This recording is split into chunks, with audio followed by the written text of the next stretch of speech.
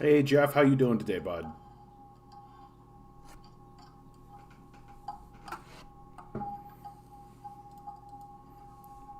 Just Hey Jeff, how you doing today, bud? I'm just testing some stuff. Let me see. So if I type in here, hey, okay, perfect. Just Jeff, how you doing today, bud? I'm just testing some stuff. Let's see. So if I type in here, okay, so we're getting some feedback. We're getting some feedback. Just testing some stuff. Turn that off. That's what's causing the feedback for sure. And Jeff, can I ask you a favor? I'm just curious as if I start playing this video, I just don't know if things are gonna start coming through this mic, or if it's just gonna play from the desktop. So I'm just gonna zoom ahead here and let me know. Is this coming through the speakers or through the mic, or is it just coming through what the desktop is playing? Like, does this sound okay?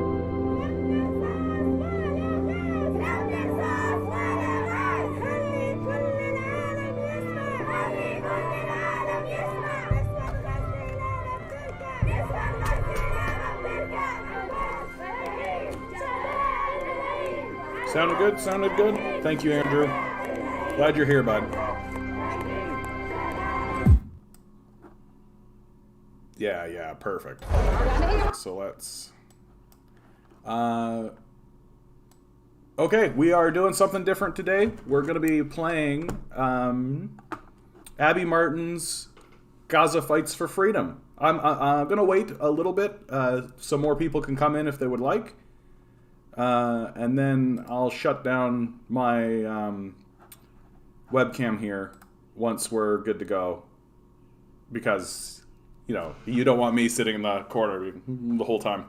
I'm going to mute my mic while we're playing the presentation so that we can just watch it and then we can discuss afterwards. Gonna wait, probably give people an extra like 5 minutes to get in here. So while we're waiting, how's everybody doing? A great resource, and I've been meaning to tell everybody about this for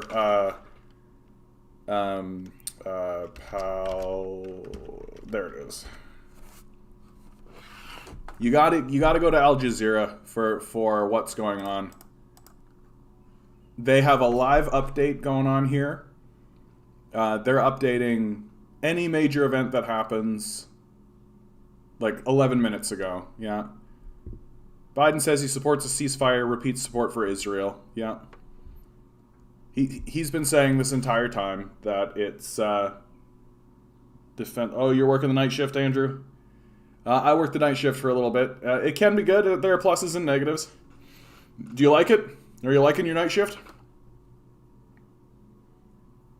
Yeah, major infrastructure damage. I mean, Al Jazeera is going to be, in my view, like completely on this. They experienced a war crime, right? Like they had their cities bombed, for goodness sakes. Like, are their outlets bombed? Like it was one of the first things that the Israeli Defense Forces did. They bombed Al Jazeera headquarters, right? And now where else are they bombing? Electricity, water supplies, yeah. They've been bombing the road to the hospitals, right? They haven't gone so far to actually bombing the hospitals that I've seen, but it'll get there. Yeah, top U.S. general warns of destabilization. I can't imagine what it must be like to be living in like Egypt or Jordan during this period of time, right? Like the Muslim Brotherhood is in Egypt and it's in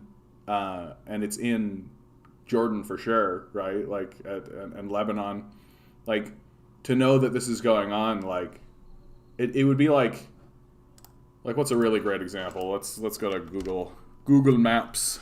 Always end up at Google Maps, and it would be like if here we are in Toronto. It'd be like if in Hamilton, right? Or like Buffalo. Let's say Buffalo, right? Like let's just that the New York state was bombing Buffalo, right? Like, imagine if that was happening. That New York state was just bombing Buffalo, and the people of Buffalo couldn't escape, and they were there getting bombed, right? I can't imagine what it would be like for the like to be like in Egypt, to be in the Muslim Brotherhood, to be in Cairo, right? You're in Cairo. Here's the Gaza Strip. It's getting the shit kicked out of it.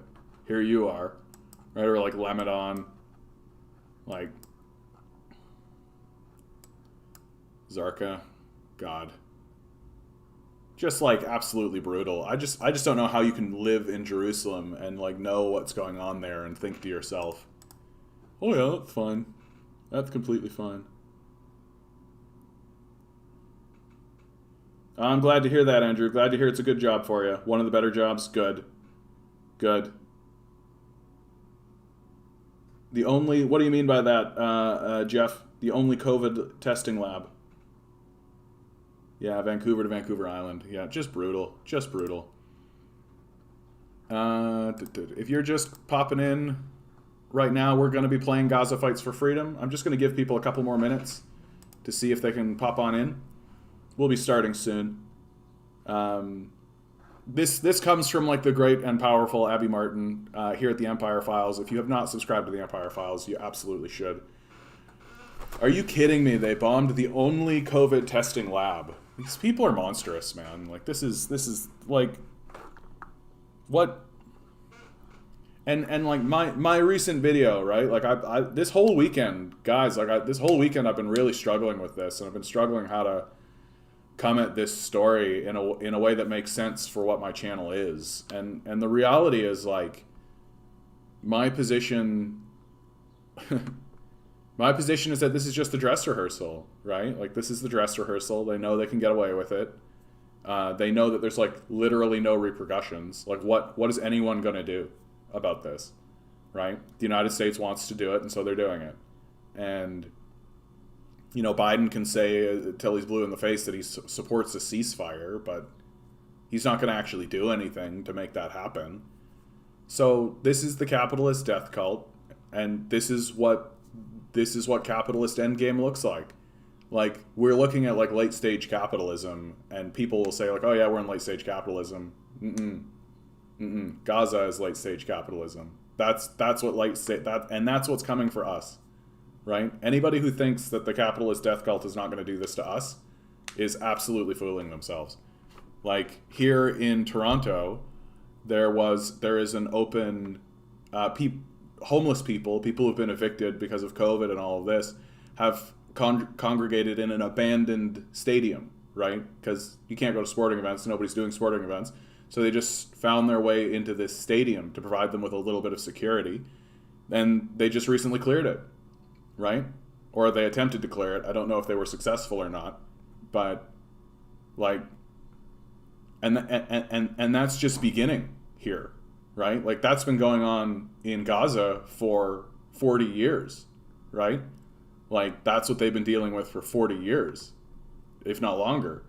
Yeah, longer than 40 years, 60, 70 years, 80 years, right? That's what they've been dealing with.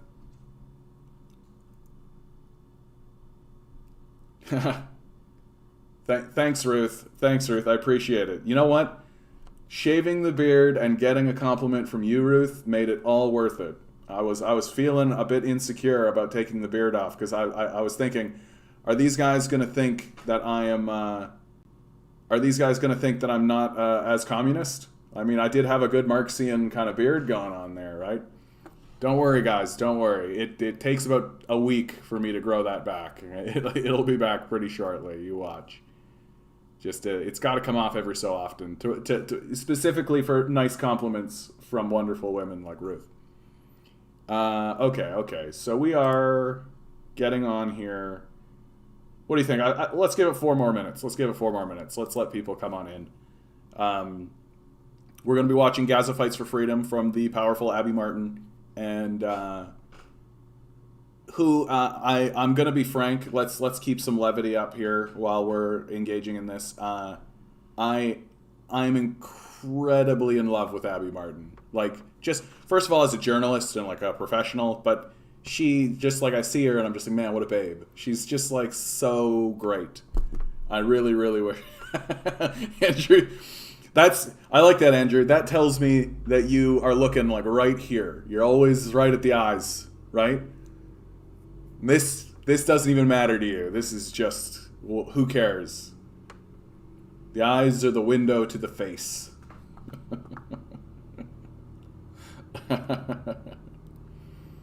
Yeah. So, again, I'm going to reiterate, right? Al Jazeera is the one that's doing the live reporting, right? Absolutely. Anything, any little tiny thing that's being said is being said here, right? Like, what was the one that really convinced me that these guys are absolutely going to report every tiny little thing that has anything to do with this? Like, straight up just like calls for a ceasefire in U.S. Congress. The WHO, like, for real, the WHO chief made a statement and they're just like, here it is, right? It was a natural mask, yeah. Yeah, the Turkish president has requested the Pope make a statement on this, right? And that's when I really realized, like, Al Jazeera is gonna report, like, top footballers unite in solidarity with Palestinians, right? Like, any little tiny thing, they're gonna be reporting on it. They're gonna put it on this website. So I highly, highly recommend people go to Al Jazeera and really let these guys be your information source. We should definitely take their sides. They're also victims in all of this. So, all right. Okay, I think we've given people enough time. What do you think? So I am gonna mute my own mic, and we're gonna get the video started. Again, this is Gaza Fights for Freedom. It was made in 2019, so very, very recently, and I'm gonna get it fired up. Hope you guys enjoy. We're gonna stick around for the discussion afterwards because we're gonna discuss what we see. Let me. Boop.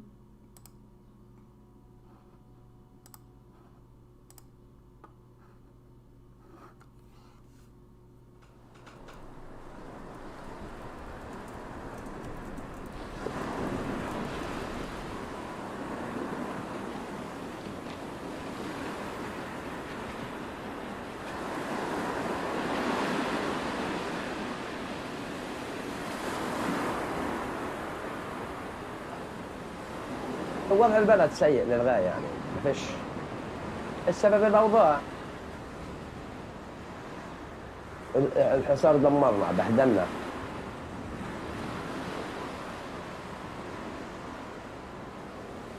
يعني إحنا عايشين هيك بس اسم عايشين إما إحنا مدفونين بالحياة وإحنا طيبين مدفونين من الحصار اللي إحنا فيه ينفد من غزة لأن غزة ما صارتش غزة صارت دمار وخراب ديار للغاية يعني بس اسم غزة اسم هيكل عظمي إما يعني ناس يعني متنية مبسوطة فرحانة ما فيش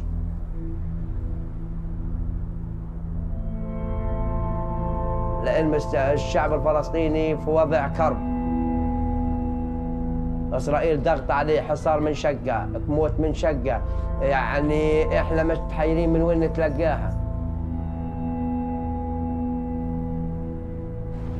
شو يعني بعاني من ضيق الخلق ومن ضيق المعيشة غير شكل يعني الناس بتنام أنا بنامش كثر ما بفكر يعني بعد مرات بكسر الدار بحرق الأخضرين من ضيق الخلق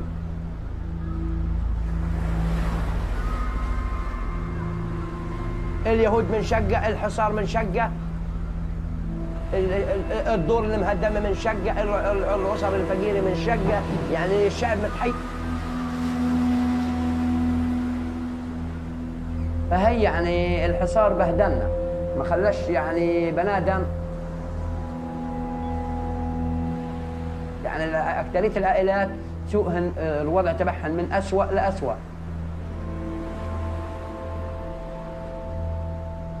This is the furthest you're allowed to get from Gaza. Putting your feet in the water on the sands of their coast is the outermost border you can touch without permission from the Israeli military. Most will never be permitted to leave. Trapped in this place, which is suffering one of the worst humanitarian crises in the world, you find much more than misery. You find happiness, love, and joy. Yet Gaza is not defined by how it copes with oppression, but by its struggle for freedom.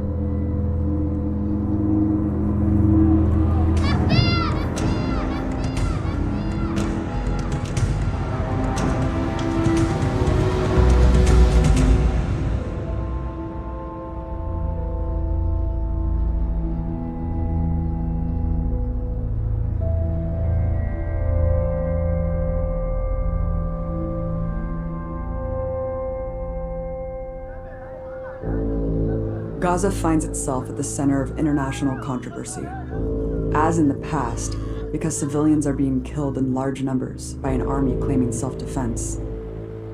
This chapter is at the Great March of Return, which began on March 30th, 2018. At these mass marches, hundreds have been killed, thousands wounded, but they have continued every Friday, despite these deadly odds. While it occasionally makes headlines, what is rarely explored is why so many would risk life and limb in an act of civil disobedience. The Gaza Strip is only 25 miles long and about 5 miles wide. 2 million Palestinians live packed into this tiny space, one of the most densely populated places in the world. Half are children.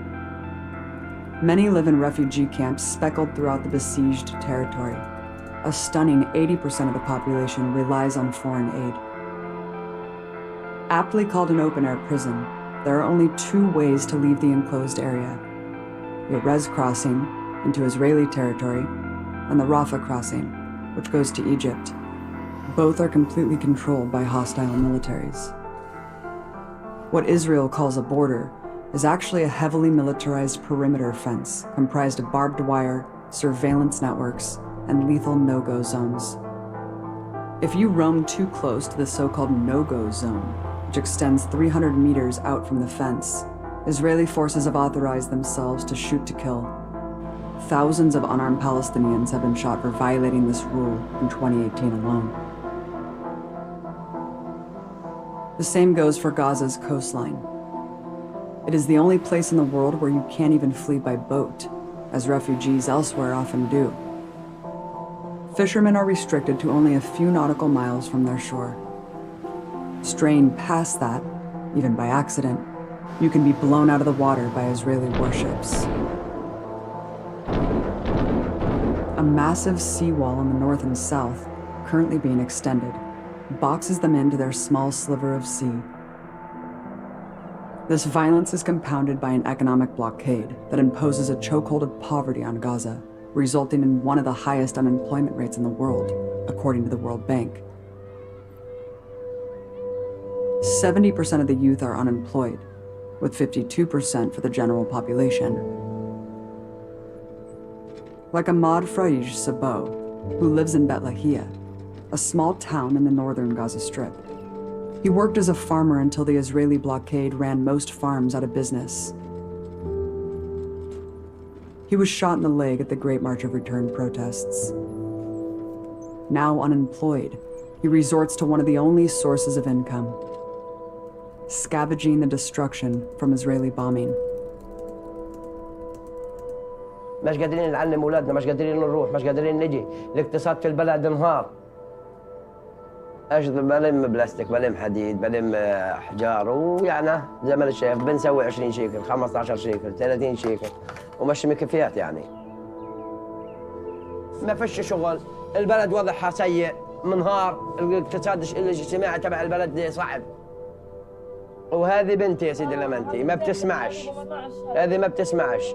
ودناها على كل الدكاتره اللي بيقولوا لنا بنتك هذه ما بتسمعش، هذه بدها انابيب جوا في اذانيها، ومش قادر اغطي لها العجز تبع العلاج تبعها. اروح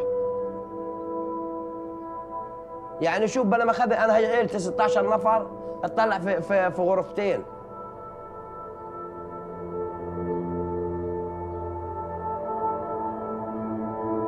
وعندي الزنقو مخزق ومبهدل. في الشتاء الناس بترتاح وبتنام مطمئنة، أنا أدوب نحط جردل هان جردل هان جردل هان حلي هان، ما بنامش. يعني أنا بتجي بتفتح الثلاجة عندي بتلاقيش فيها إشي على الفاضي.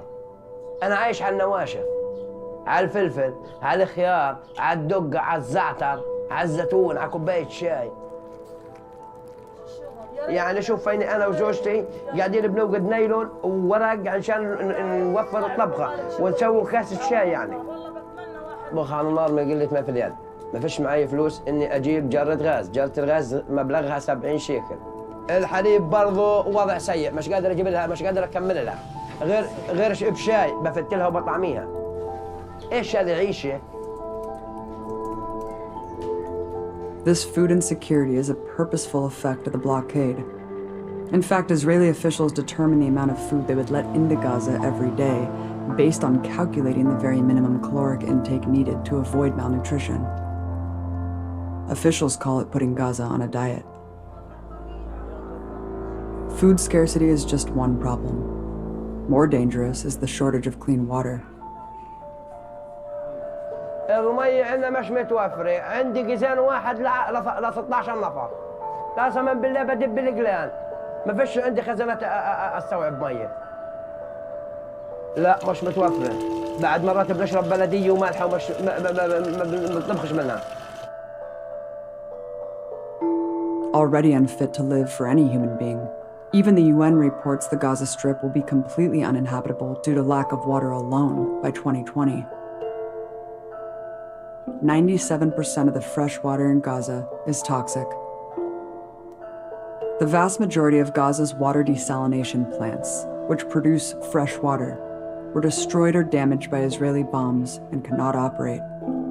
Fixing them requires importing materials banned by the blockade. Over 25% of all diseases in Gaza are directly caused by contaminated water. This alone makes conditions dire, but the near total absence of electricity makes quality of life border on impossible. الكهرب بأثر عليها، المية ما بتطلعش على السطوح، ما بتجيش قوية إلا إذا كان الكهرباء جاي وشغلوا المواتير.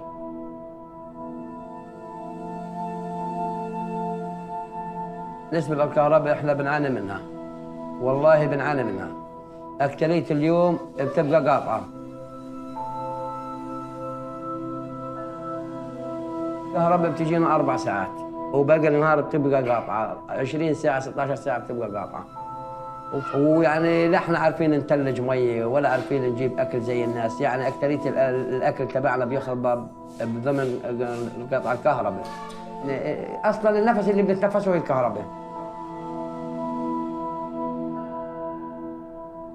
وبنخاف برضه، خطورته كبيرة. يعني لو أي ولد بلا ما خذ مسك شمعة وحرق الدار حطها في الأواعي بتنحرق.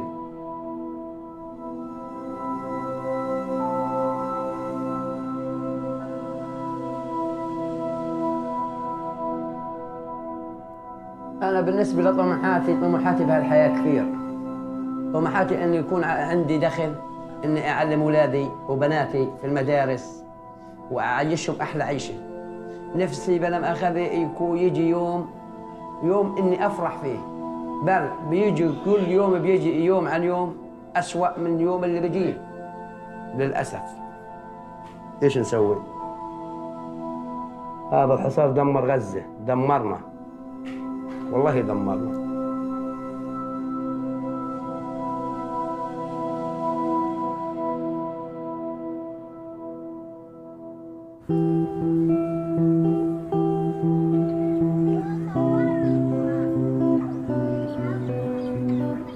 This common story is the reason why so many want to leave Gaza, but are trapped. Even when it's a matter of life and death, they're sentenced to a slow and painful end. In order to exit the Gaza Strip, you must obtain a permit from Israeli authorities. They're rarely approved, even for life-saving medical care. The effect is clear comparing cancer survival rates of these neighboring peoples. If you're diagnosed with breast cancer in Israel, you have an 86% chance of surviving it. In Gaza, your survival rate can plummet to just 30%. Year by year, Israel tightens the noose. In 2012, 93% of medical travel permits were granted. In 2014, the number dropped to 82%. In 2016, the number dwindled even further. The next year, it dropped to the lowest point ever recorded, at 54%. This is the most basic right as a human being, to live and to move freely. But the Israeli siege that inspires the protests is also used to punish the participants.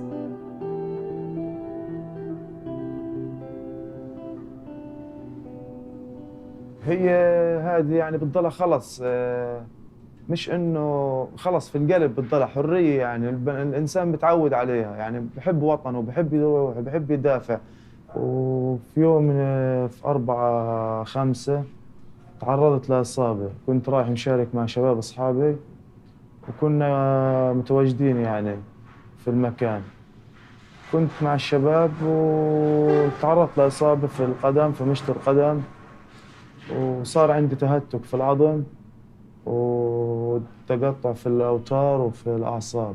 هذه اللحظة مستشفى خرجتني حكوا لي إن إحنا بدنا نعمل لك تحويلة للعلاج بالخارج لأنه أنت بدك علاج بالخارج عندك وإذا ضلت على هيك يعني تتعرض للبتر.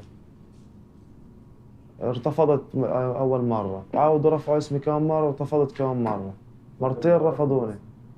قاعد والله بسعى على حدا يساعدني يعني في قصة التسجيل في المعبر لأنه كل يوم أنا بتأخر فيه أنا بقصه من عظم يعني عندي من عظم المشط صار عندي قصر 5 سم. Countless others wounded at the protests are being denied essential medical permits by Israel on the basis of family ties to Hamas, the elected leadership in Gaza, another form of collective punishment. Mohammed can't travel to save his leg from amputation because Israel treats every Palestinian with the presumption that they're a terrorist, painting itself as the true victim.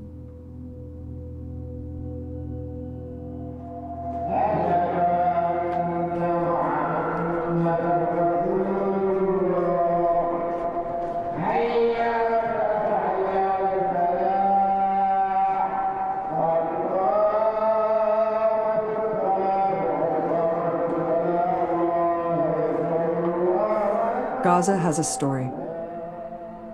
If you look at mass media, the story you find is that they fire hundreds of rockets into Israeli cities right across the border. Everything before that point is left out. Most commonly, we hear of rockets hitting the border city of Sderot. It is home to the notorious Sderot cinema, where settlers drink beer and eat popcorn watching bombs fall onto Gaza. Sderot was once called Hajj, a village that was 100% Palestinian and Muslim. Israeli historian Benny Morris uncovered that not only did Palestinian residents get along well with Jewish settlers, but they actually hid and protected them from British occupation forces in 1946. When a British Army dragnet was rounding up members of a Jewish paramilitary, the Palestinians of Hajj kept them safe. It came as a shock to them when just about a year later, that same paramilitary violently expelled every single resident of Hajj. All fled to Gaza. Hajj was renamed Sderot, and settlers from all over the world started to move there. This is the family history of almost every current resident of Gaza, where roughly 75% of people living there are refugees from villages just outside of their border.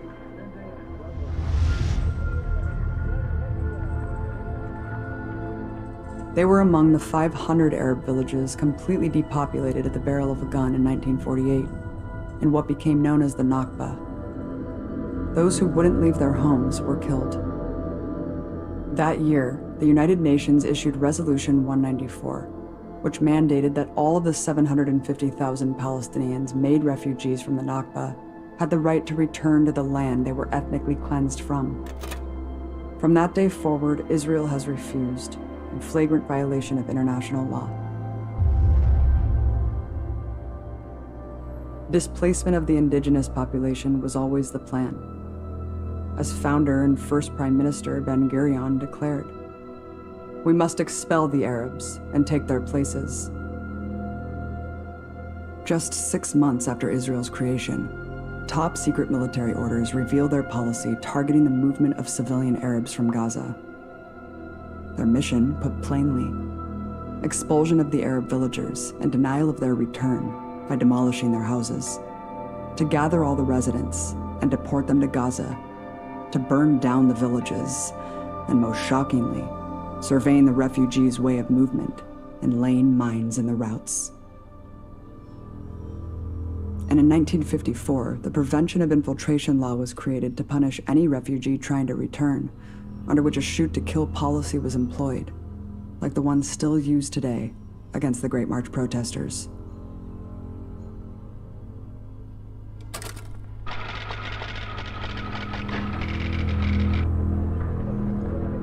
These are the citizens of tomorrow who need help urgently to live today.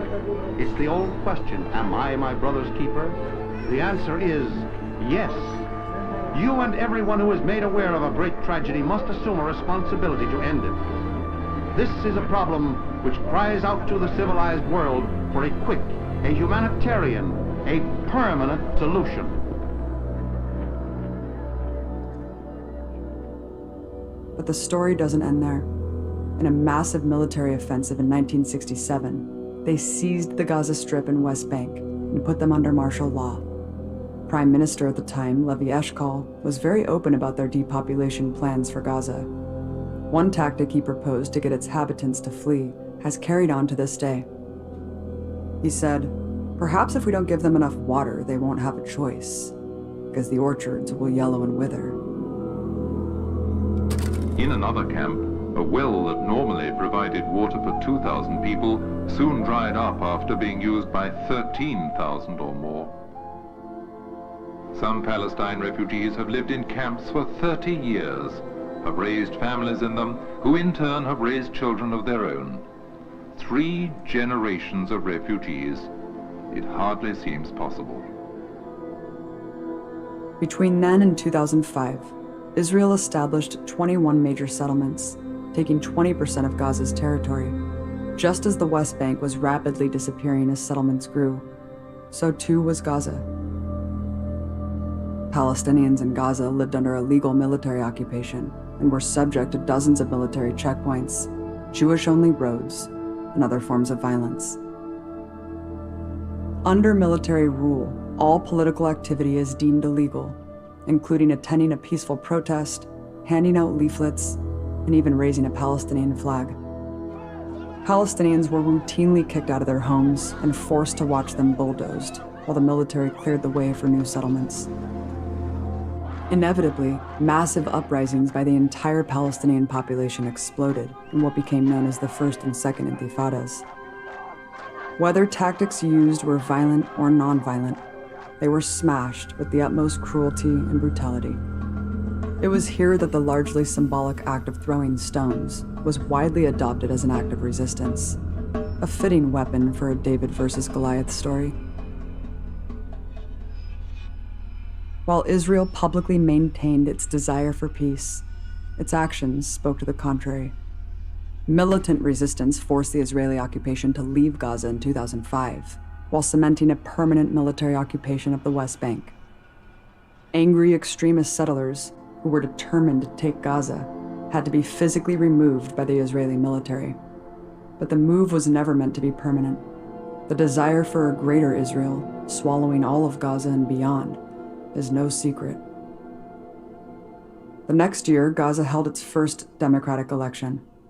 Hamas won. We are not playing terrorism or violence.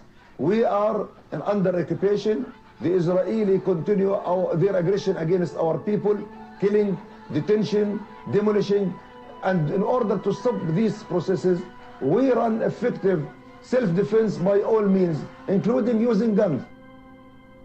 A diplomatic cable released by WikiLeaks reveals the truth behind Israel's rhetoric about Hamas.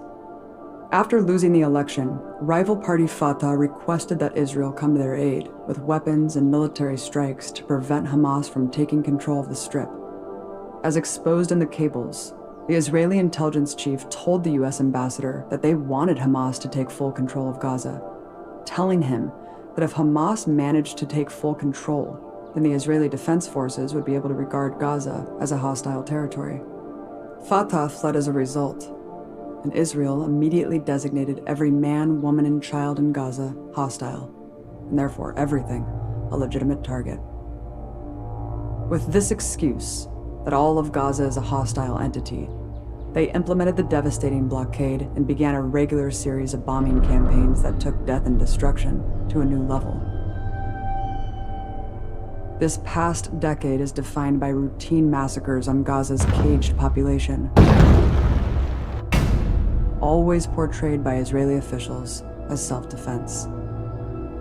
With almost zero casualties on the Israeli side of these so-called wars, thousands of civilians in Gaza perished under their bombs in 2008, 2012, and the worst in 2014. Over those 2 months, Israeli bombs killed 2,200 Palestinians in Gaza, the vast majority non-combatants. A horrifying total of 500 children. But this most recent aerial massacre took much more than life and limb. Around 178,000 homes were totally destroyed or in need of severe repair. Worst still, they cannot rebuild. The Israeli blockade bans any construction materials from entering Gaza. That's why Gaza is still in a state of rubble, as if the war just ended yesterday. Bombing continues on a regular basis. It usually follows the same script. Israel violates a brokered ceasefire agreement, Gaza responds with rockets, and Israel unleashes a wildly disproportionate assault, with mass media in tow, trumpeting an upside-down reality.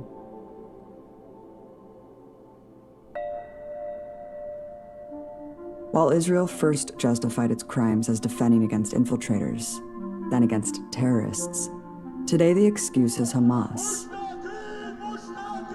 But what does Hamas actually stand for? Hamas today, in their official charter, says they will accept the two-state solution promoted by the international community, exactly what we're told is the path to peace. It states, Hamas considers the establishment of a fully sovereign and independent Palestinian state along the pre-military occupation lines of 1967 to be a formula of national consensus. The Hamas charter goes on to reject anti-Semitism and the conflation of Judaism with political Zionism, which is the position of progressive Jewish organizations worldwide. In contrast, all the ruling coalition parties in Israel officially oppose any such state and openly pledge to annex the West Bank. But they'll always flip the narrative, blanketing the entire Gaza population with this caricature of Hamas, no matter what.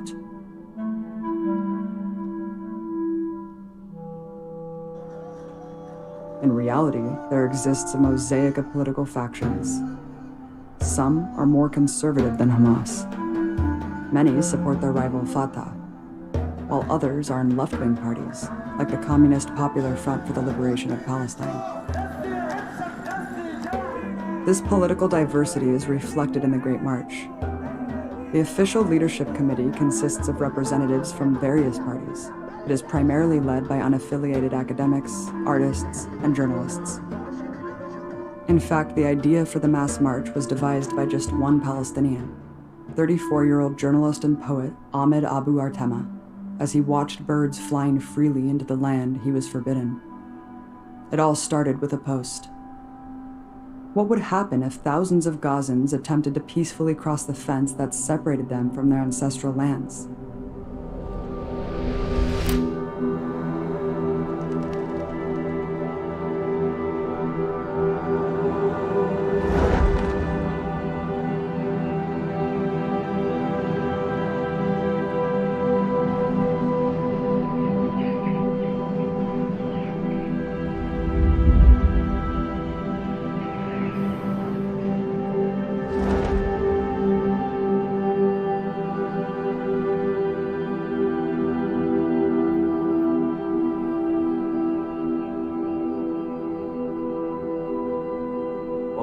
قطاع غزة يتعرض لأوضاع إنسانية غير قابلة للاستمرار.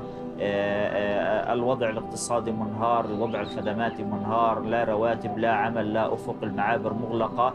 هذا المزيج من الأسباب كله خلق الظرف والبيئة المناسبة لفكرة مسيرة العودة. إعلان ترامب بتحويل القدس إلى عاصمة لدولة الاحتلال، وكذلك أيضا التخوف الفلسطيني من تصفية قضية اللاجئين وهي القضية الأكثر قداسة.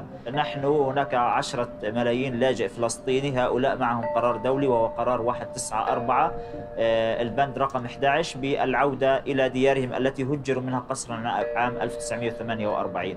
المتظاهرون في مسيرة العودة رفعوا هذا الشعار، وهو أننا نريد أن نعود إلى ديارنا.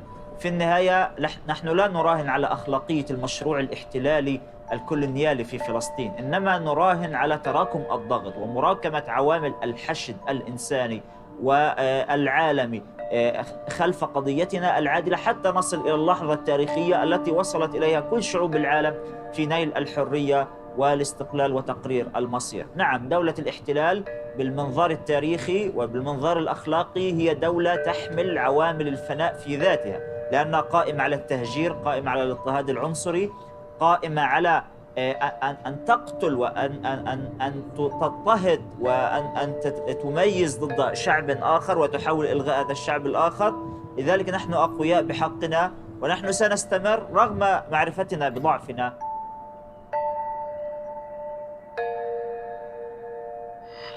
The Israel Defense Forces will do everything to protect its civilians from the massacre that Hamas is planning.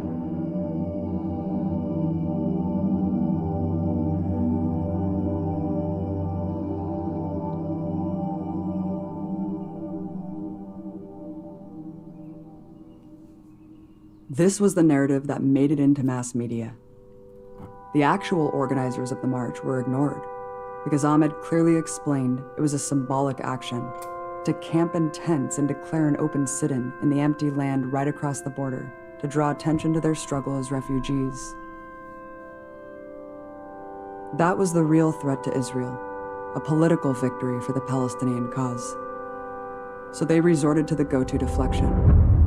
But it's all just a cover for Hamas to destroy Israel, today in a new political context of accelerated colonization.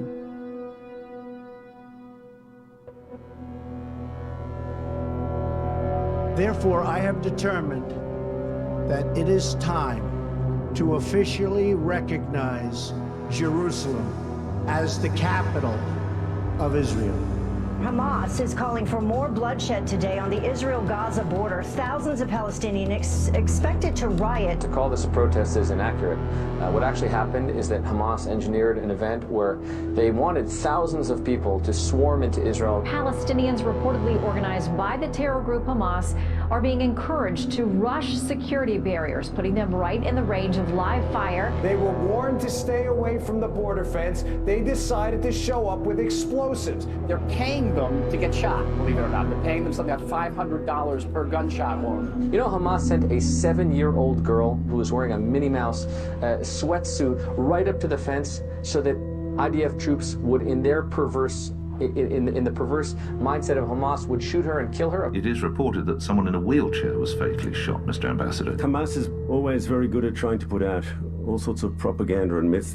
They're experts at that. And they intentionally moved up the day so that it would coincide with the opening of the embassy move, so that we would all be disgusted and heartbroken when we saw this horrible split screen of Ivanka Trump looking like she was at a country club next to poor, desperate people dying in Gaza. I agree with you. They planned that, absolutely. Right, and I'm just saying, let's not fall for a trap that is being set by a theocratic, authoritarian group that is sending women and children. I don't think I'm falling for a trap. Shield. I agree. I couldn't agree more with all of that. I think it's terrible that Hamas is butchering its own children. Hamas is conducting massive self-genocide. They want to pile up as many civilian dead as they can, because somebody said they use, I mean, it's gruesome, they use telegenically dead Palestinians for their cause. They want the more dead, the better. They're pushing civilians, women, children into the line of fire with the view of getting casualties. We try to minimize the casualties. They're trying to incur casualties in order to put pressure on Israel, which is horrible. What they're deliberately doing is seeking to kill as many Palestinians as possible in order to yell to the world to help us. And much of the world is condemning us for war crimes. Basically, they're serving Hamas's goal. That's just what Hamas is about. Make no mistake, Hamas is pleased with the results from yesterday. No country in this chamber would act with more restraint than Israel has. And that said, Israel only targeted people who were actively engaged in violence. We only use live fire in a measured and surgical way. Why the Israeli forces were shooting dead protesters at the Gaza crossings.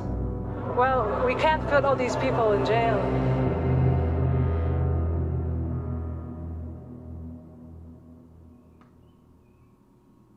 أنا إجيت عشان أحرر فلسطين، عشان كل فلسطين تكون إيد في إيد، عشان نحرر فلسطين إن شاء الله من يد المحتل الغاصب. أنا أمنيتي الكبرى إنه فلسطين تتحرر وإحنا نعيش في أمان إن شاء الله. بتعالج، هي مش أكتر، هي صح رايحة وبعدين مسيرتنا مسيرة سلمية. كل الفلسطينيين شاركوا. من حقي كل أنا إلي بلد، من حقي كل بيت، من حق اللي متشردين في البلاد في كل مكان هدول النازعين يجوا على بيوت. ولا نرحل، منا هنا باقون، ماض وحاضر ومستقبل. نعم، هنا من مخيمات العودة، من مخيم غزة، نقول هي المرأة الفلسطينية، هي الكل الفلسطيني، غادرت أرضها قسرا ورغما عنها.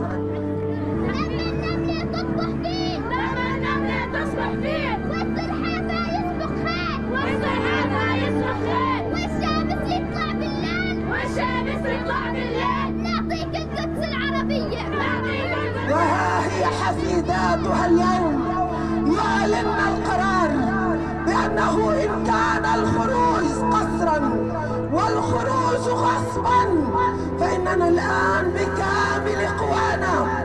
نعم، هي المرأة الفلسطينية، المرأة الفلسطينية التي كانت حاضرة في القرار أنه لا تنازل عن حق العودة.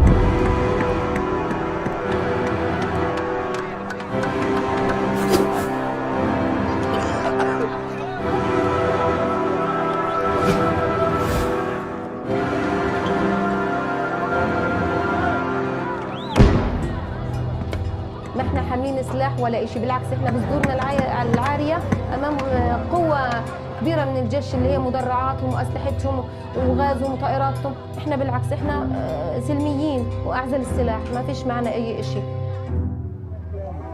عجاه لا جايه جايه فلسطينيه يجب علي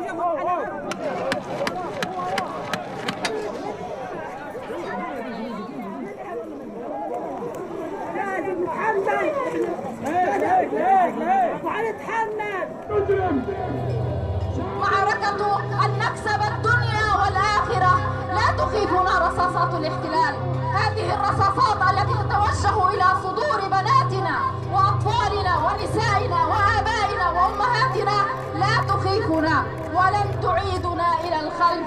رسالتنا لهذا الاحتلال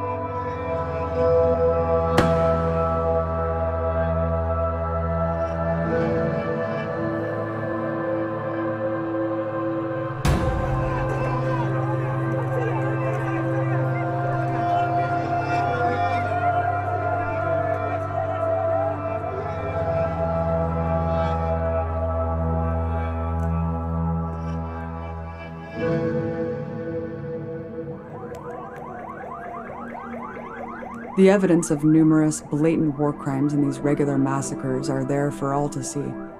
But let's just take a look at what the United Nations found in their investigation, facts that cannot be refuted. The UN report released February 28, 2019, documented the extensive human rights violations during the Great March of Return through 2018. Of the 183 fatalities caused by sniper fire investigated by the UN Commission, 171 were clearly murdered, shot in the head or torso. Nearly 8,000 people were wounded by live ammunition.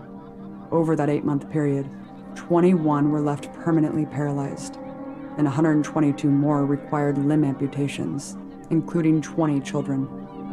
In stark contrast, the UN report found 0 fatalities on the Israeli side. Not one Israeli soldier was killed or seriously wounded. 4 claimed scratches from thrown rocks, and could only cite property damage from kites and balloons as reason to continue the ongoing massacre. Flaming kites and balloons over the border. Throwing rocks comes with a death sentence. You can see that Hashem Fayez Abu Okel is posing no threat to Israeli lives. He's not armed, and he's not breaking through the border fence. But when the shot rings out, it is he who is shot in the head.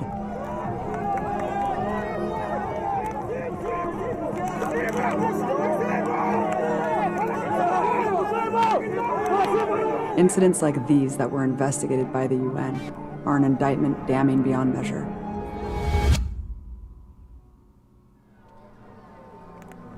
On March 30th, the first day of the Great March of Return, Israeli snipers started using live ammunition at 9 a.m. Over the course of the day, the IDF shot and killed 18 unarmed marchers and wounded 765 others with live ammunition. Among the casualties the first day, 19-year-old Bader Sabag was resting, smoking a cigarette 300 meters away when he was shot in the head and killed. 24-year-old mechanic Naji Abu Johayir was standing wrapped in a Palestinian flag 300 meters away from the fence when he was shot in the abdomen. The youngest casualty was a 2-year-old child. The oldest, a 71-year-old woman. 6 weeks later, on May 14th, in one of the most egregious massacres of unarmed peoples in modern history, Israeli snipers killed 60 people on this day alone, including 7 children. The death toll could have been far higher, considering the fact they shot and wounded 1,162 additional people with live ammunition. Just a sampling of these fatalities demonstrate their barbarity. 21-year-old university student Ali Khafaja was on his cell phone about 150 meters away when he was shot in the head. 20-year-old Mahmoud Jundia was filming the protest 50 meters away from the fence when he was shot. As he lay on the ground dying, Israeli snipers finished him off with a shot to the back. One international war correspondent interviewed for the UN report recounted the scene. Every few minutes, you would hear a shot ring out, and you would see someone fall, and then another. It went on for hours. There was a constant stream of bloody bodies being carried back towards the ambulances. It was surreal and endless. I've covered wars in Syria, Yemen, Libya. I've never seen anything like this. The slow, methodical shooting. It was just shocking. Let's just imagine for a moment that armed militants in the Great March were shooting back at Israeli soldiers during the protest, which would actually be protected as legitimate resistance under international law. United Nations General Assembly Resolution of 1978, quote, reaffirms the legitimacy of the struggle of peoples for independence, territorial integrity, national unity and liberation from colonial and foreign domination, and foreign occupation by all available means, particularly armed struggle. Even if there was an armed battle, all the documented actions of the Israeli military against children, disabled, press, and medics would still be considered highly illegal war crimes. But the fact that there were no armed militants, were no use of weapons against soldiers, was no battle, as they say, makes their crimes that much more atrocious and undeniable. In fact, the official IDF Twitter account admitted on record that none of those shot were by accident. According to officials, Nothing was carried out uncontrolled. Everything was accurate and measured, and we know where every bullet landed. Even more damning, Israeli General Zivi Fogel described how snipers identify and are given authorization to shoot children. אני לא אחמד טיבי, אני צביקה פוגל, אני יודע איך ההוראות האלה מתקבלות, אני יודע איך צלף מבצע את הירי, אני יודע כמה אישורים הוא צריך לפני שהוא מקבל אישור לפתוח באש.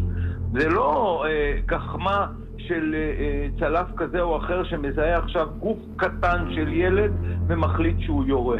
מישהו מסמן לו היטב את המטרה ואומר לו בדיוק למה צריך לראות ומה האיום מאותו אחד, ולצערי הרב, לעתים כשיורים בגוף קטן והתכוונת לפגוע לו ביד או בכתף, שטח מדינת ישראל ולהרוג... דינו מוות?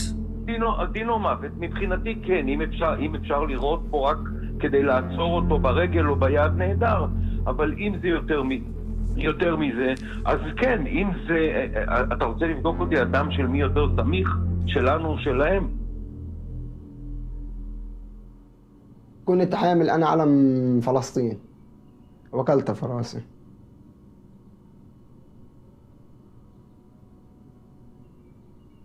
في تاريخ 16/4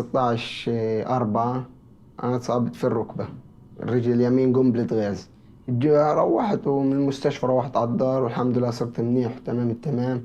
الجمعة اللي بعدها طلعنا مع الشباب كمان مرة، وصلنا غاد أكلت طلق مدخل ومخرج في رجلي الشمال. 8/5 احنا رحنا على منطقة ملكة مع الشباب، كنت حامل علم فلسطين زي الشباب، كنت يعني بطالب حق العودة مع الشباب زيهم يعني، فأكلت الطلق في راسي. وتم يعني أنا أكلت الطلق في راسي جوا وبرا هيك، وصبت 55 غرزة في الراس جوا وبرا يعني. وبعديها عملنا عملية لتخريج الشظايا من الراس، بعدها بكم من يوم تخريج الشظايا من الراس. هم هدفهم يعني يشيلوا الشباب من قطاع غزة، يعني خلص يدمروا مستقبل الشباب عشان لا يدافعوا عن الوطن بعد هيك ولا يقربوا على السجل الفاصل، لأنه خلص يعني مدام الشباب وقعت فيش حد بضل يدافع عن فلسطين. Beyond these broadly defined war crimes, there are specific categories that are protected under the Geneva Conventions.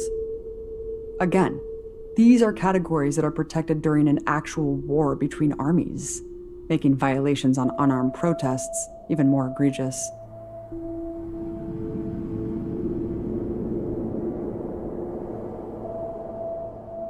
Children are an internationally protected group under Article 77 of the Fourth Geneva Convention, which states that they're the object of special respect and shall be protected against any form of assault.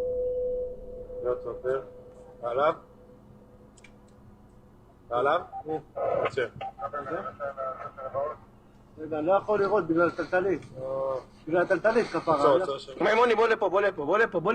יש שם ילד קטן. איך? לא. איך הוא מתגופף תמיד בדיוק שנוקטו? לוקח לך את הוורוד. לא ורוד, אני על הכחול אני. וואי, זה סרטון!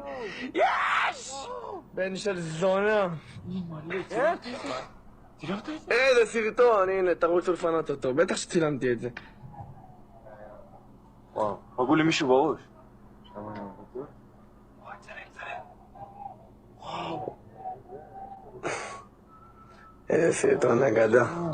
מה, לא ראיתי את זה, אחי? אף באוויר עם הרגל כזה.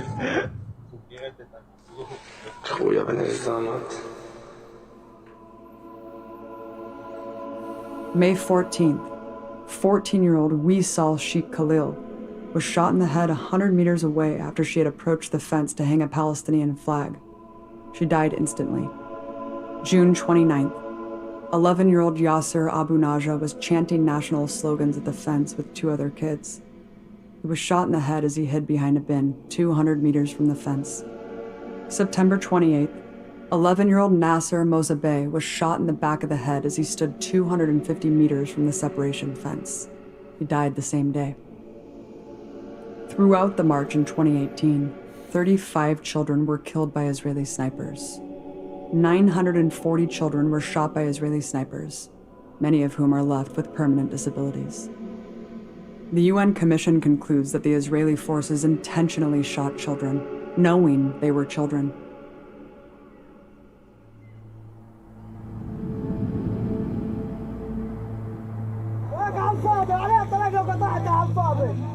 Disabled persons are also entitled to special protection under international law. Article 11 of the UN Convention on the Rights of Persons with Disabilities, which states all necessary measures be taken to ensure the protection and safety of disabled persons in situations of armed conflicts. The UN Commission cites several emblematic cases of direct targeting of disabled civilians during the 2018 marches. Both of 29-year-old Fadi Abu Salmi's legs were amputated after an Israeli airstrike in 2008. On the 14th of May, Israeli snipers shot him in the chest as he sat in his wheelchair 300 meters away from the fence. He died instantly. 24-year-old Ahmad Abu Akil walked with crutches, having been injured by Israeli forces during a demonstration in 2017. On April 20th, Israeli forces shot him in the back of the head as he sat on a hill 150 meters from the fence. He died that day. The commission confirmed these snipers intentionally shot these demonstrators, despite seeing they had visible disabilities.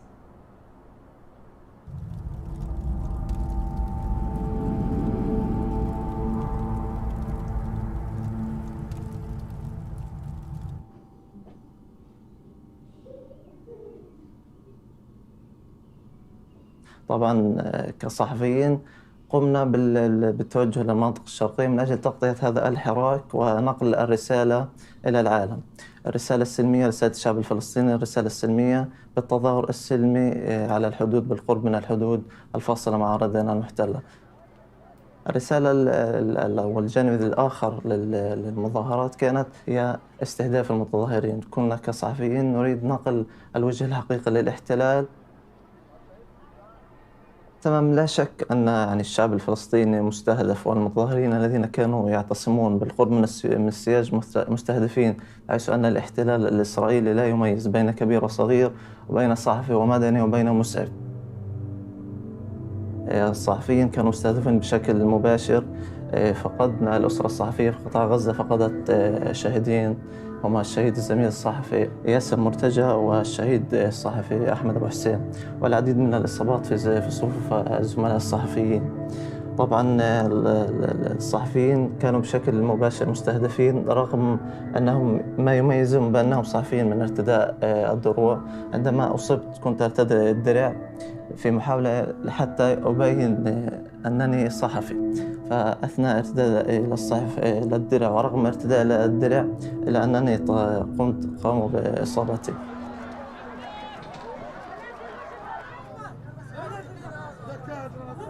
تم إصابتي في البطن، في منطقة البطن، بطلق متفجر، نار متفجر من قبل جنود الاحتلال الإسرائيلي. Since the invention of the handgun cartridge, ammunition manufacturers have sought to maximize the lethal potential of its projectiles. That projectile is the radically invasive projectile, the last round you'll ever need. طلق تم إخراجه من قدمي. هذا الطلق ينفجر إلى ما يؤدي إلى تفجير إلى 6 أجزاء. الحمد لله لم ينفجر بشكل كامل، بقي هناك أجزاء من الشظايا في داخل قدمي. يتم استخدام هذه الطلقات المحرمة دوليا المتفجرة التي يتم انفجارها، ما يؤدي إلى أجزاء، إلى انتشار هذه الأجزاء المتفجرة، الأجزاء التي تنفجر منها أو الشظايا داخل الجسم الإنسان، ما يؤدي إلى أعراض ومشاكل خطيرة في قدم المستقبل. أيضا تؤدي إلى أعراض وتحركات في داخل. Designed to maximize the dissipation of energy where it is needed and defeat every major obstacle in its path, there is truly nothing else like it. As material fills the hollow center, the trocar points joined at the rim begin to function much like a hole saw, effectively ripping through obstacles. Like plywood, autoglass, sheetrock, cinder block, sheet metal, and multiple layers of denim. Exploding bullets are strictly prohibited under any circumstance by the 1899 Hague Convention. In addition to the mountains of evidence of explosive bullets, they've employed another type of illegal munition, an unidentified toxic gas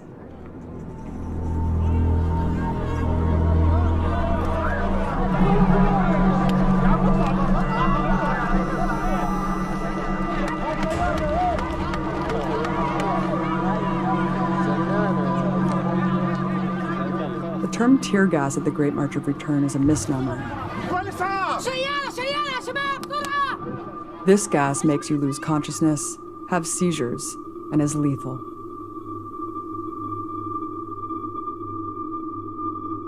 The use of lethal gas against soldiers or civilians is prohibited under the Chemical Weapons Convention.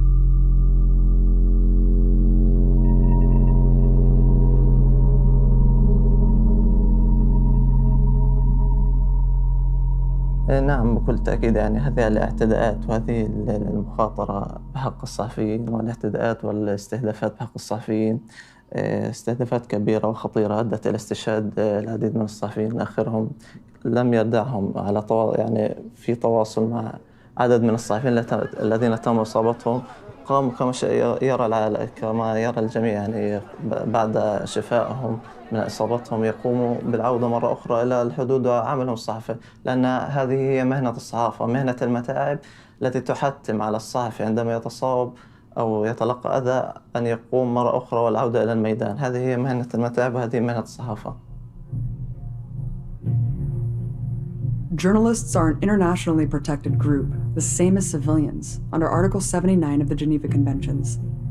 According to Protocol 1, Article 79, it is an egregious war crime to target journalists, regardless of their political affiliation. During the Great March in 2018, IDF soldiers killed 2 journalists marked press and wounded 39 others covering the demonstrations.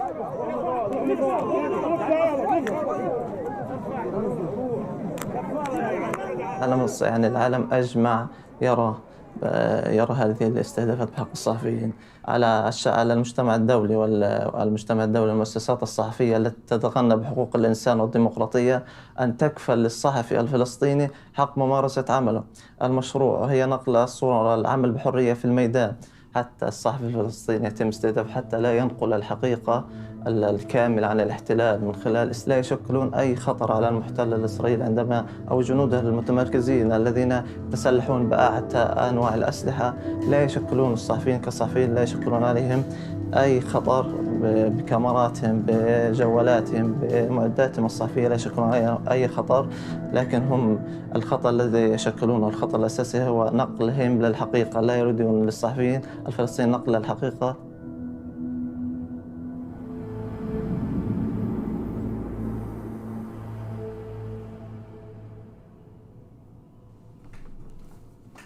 شغلتنا عادي، أول 7 جمعة يعني بشرتهن شغل عادي، يعني ما كانش إنا استهدافات سوى يعني بالغاز، استهدافات خفيفة يعني بالغاز إشي زي هيك.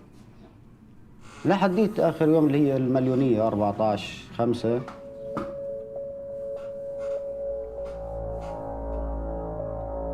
كانت يعني من بداية النهار يعني في أجواء غريبة، يعني في إشي غريب يعني.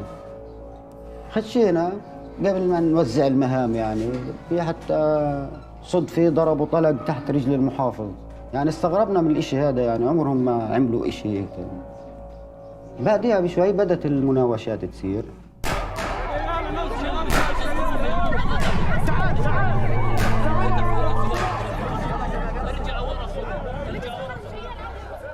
ضربوا طلق بيننا، يعني بين هيك الشباب، في منا يعني أكلوا شظايا من الإطلاق. كنت أنا عادي يعني شغال عادي لحديت تقريبا حديت بعد استشهاد زميلي موسى أبو حسنين أبو زيد رحمة الله عليه، بعد استشهاده تقريبا بنص ساعة آخر يعني إصابة أخذتها وديتها على الإسعاف، فيدوب قلطت الإسعاف 20-30 متر تمت إصابتي. أنا تم إصابتي في طلق متفجر فراش. الحمد الله يعني أنا لولا أنه كان يعني بعد حماية رب العالمين البسطار، يعني كنت لابس البسطار، أجت في آخر البسطار من فوق فانفجرت قبل ما تدخل داخل رجلي. لو انفجرت داخل رجلي بتعمل بتر، انفجرت فأخذت الرجل من أولها، عملت طغرة في رجلي كسرت العظمتين. هلقيت أنا عندي العظمة الثانية هذه قالوا لي بعوض الله عليها، ما خلص ترجعش يعني. عندي 3 فتحات في رجلي، الأوتار مبينة، أقدروش طبعا. عملت أنا 4 عمليات والأسبوع الجاي بدي أعمل 5.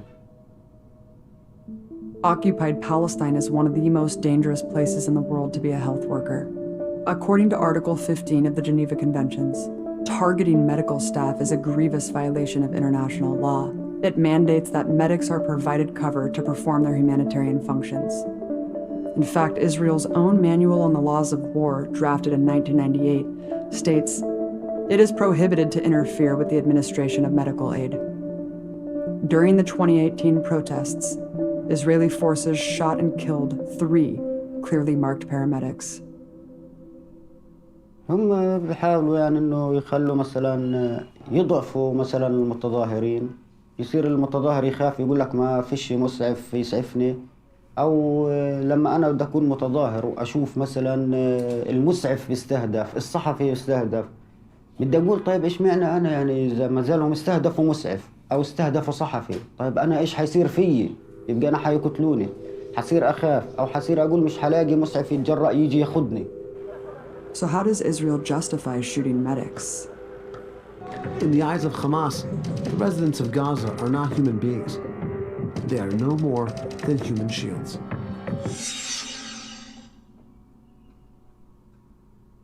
لا كله جميع فئات الشعب يعني الدليل انظر للإصابات يعني انظر للمصابين تلاقي منهم نساء منهم كبار سن منهم شباب منهم أطفال يعني هاي الناس الموجودة غير يعني إذا بدك الجواب يعني على السؤال هذا انظر للإصابات أنت حترى فيهم إذا كانوا حماس ولا لا.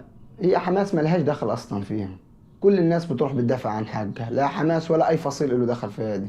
مسيرة العودة هي إنه الأراضي المحتلة تاعتنا تعود إلنا، عشان هيك لا فصيل ولا أي فصيل ولا أي حزب له دخل في هذه المسيرة. مسيرة العودة لأبناء الشعب كله.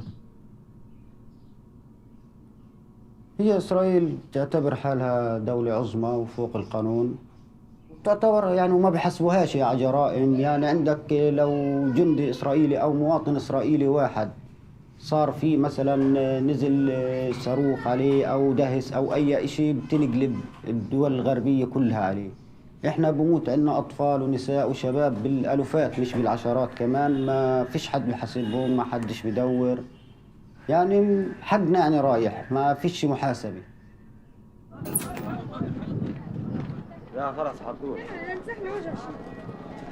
مش شرط يكون الإسعاف بس للراجل، نحن هدفنا واحد هو بس إنقاذ وإخلاع، ونوصل رسالة للعالم إنه إحنا بدون سلاح قادرين نعمل كل شيء. لو بدوش يتقبلنا بإرادته بيتقبلنا غصبا عنه، لأن إحنا عندنا قوة أكتر من أي راجل. القوة اللي إحنا بنمتلكها، القوة اللي استرجلت فيها كأول مسعفة في الأسبوع الأول، بتحدى ألاقيها عند أي شخص يعني.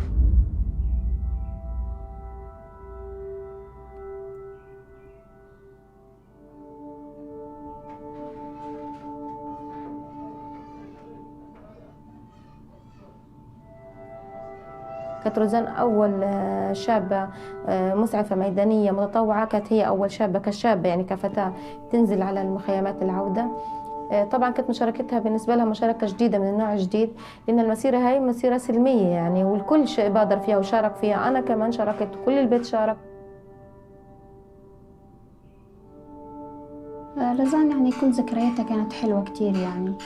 هي كانت يعني فتاة بسيطة، أمنياتها يعني بسيطة، أحلامها وطموحاتها كبيرة. يعني هي كانت بتحلم بأنه تدرس التمريض وتكمل يعني المسيرة. هي يعني أخذت عهد على نفسها أنه هي تكمل المسيرة، يعني لو شو ما صار. صحيح هي واجهت صعوبات وعواقب وهيك، لكن هي أصرت أنها تكمل. هاي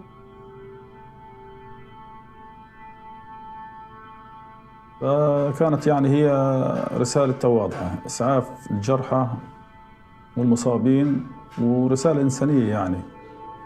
وهي كانت يعني مفتخرة بعملها، لأنها بتسعف، بتقوم بشيء عمل خير لأبناء شعبها. طبعا لما شاركت من أول يوم كانت أثبتت جدارتها وقوتها. من أول يوم تعاملت مع الإصابة بتقبل كبير، والناس يمكن انتقدوها في البداية كأن لسه أول شابة تنزل في الميدان، لكن ما اعتبرته عائق، ولكن بالعكس هي كملت مشوارها وكانت العامة كانت كل يوم تجيني بالليل تحكي كل شيء صار معها، تحكي لي أنا ومرة لماما، يعني شو الصعوبات اللي واجهتها اليوم، قديش كان في إصابات اليوم، قديش العدد يعني كان كبير، كانت هي مرهقة كتير وتعبانة، كانت يعني تحكي لي كل شيء، ما كانت تخبي عني أي شيء.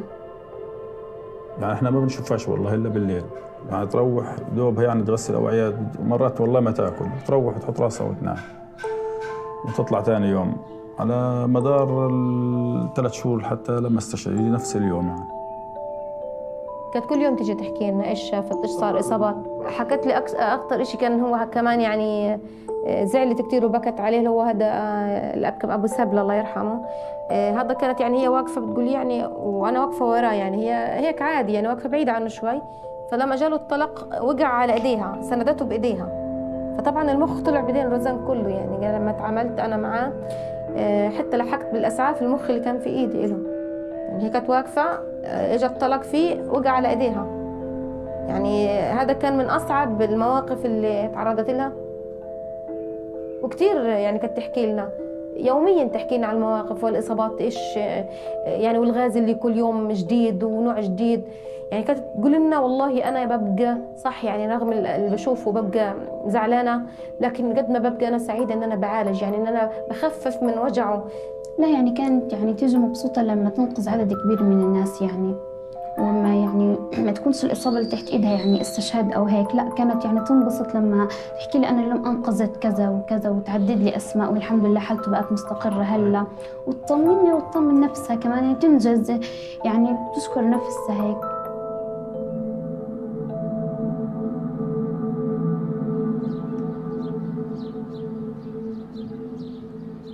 قبل ما أوصف لك هالحدث، هو هذا يوم 1/6 كان يوم يختلف عن الأيام هي كلها. في بداية الحدث أجت إلي رزان، يعني كان هاليوم اللي أعتقد أنه كانت البنت شخصيتها مختلفة عن كل الأيام. فأجت لي في 1/6 بتسأل عن الفريق كله، تمام؟ من ضمن الفريق جت لي بتقول لي أنا حابة في هذا اليوم أنزل، يعني بدي أتصور معكم. أخذت إلي كم صورة أنا وياها تذكارية، وقالت أنا حابة أنزلهم على حساب الشخصي. فطلبت منها مش ممكن يعني تنزليهن لأن احنا نازلين نعمل. قالت لي لا أنا هنزلهم على حسابي الشخصية. إن قلت إيه وإن قلت لا هتنزل وكل العالم هيشوفهم الليلة. ما توقعتش يعني إنه هيصير رزان تستشهد وينزل الصور كما توقعت هي، بس بالطريقة الأخرى طريقة استشهادها. فطلبت مني بعد لحظة بتقول لي أنا مشتاقة لزميلتها المسرح فرشة قديح، وبتقول لي أنا حابة أشوفها وفي إمكانية تروح تجيب لي إياها.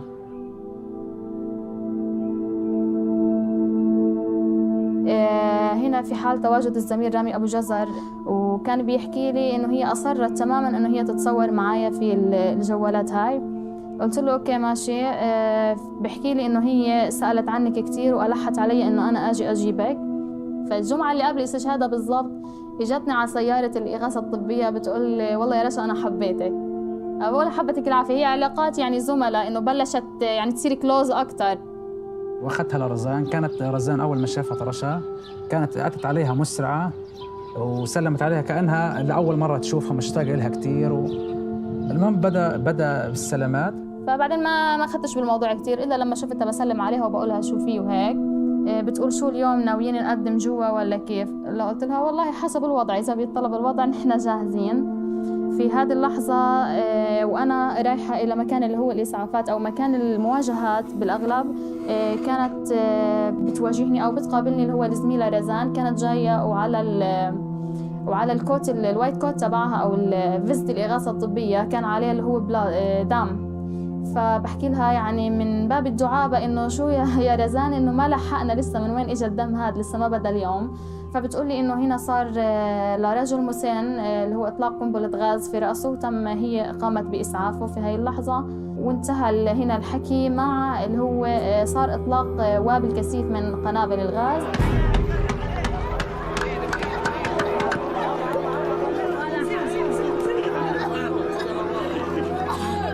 هاي اللحظات بدأ الاحتلال بضرب الغاز على المتصلين واستهداف زي كل جمعة.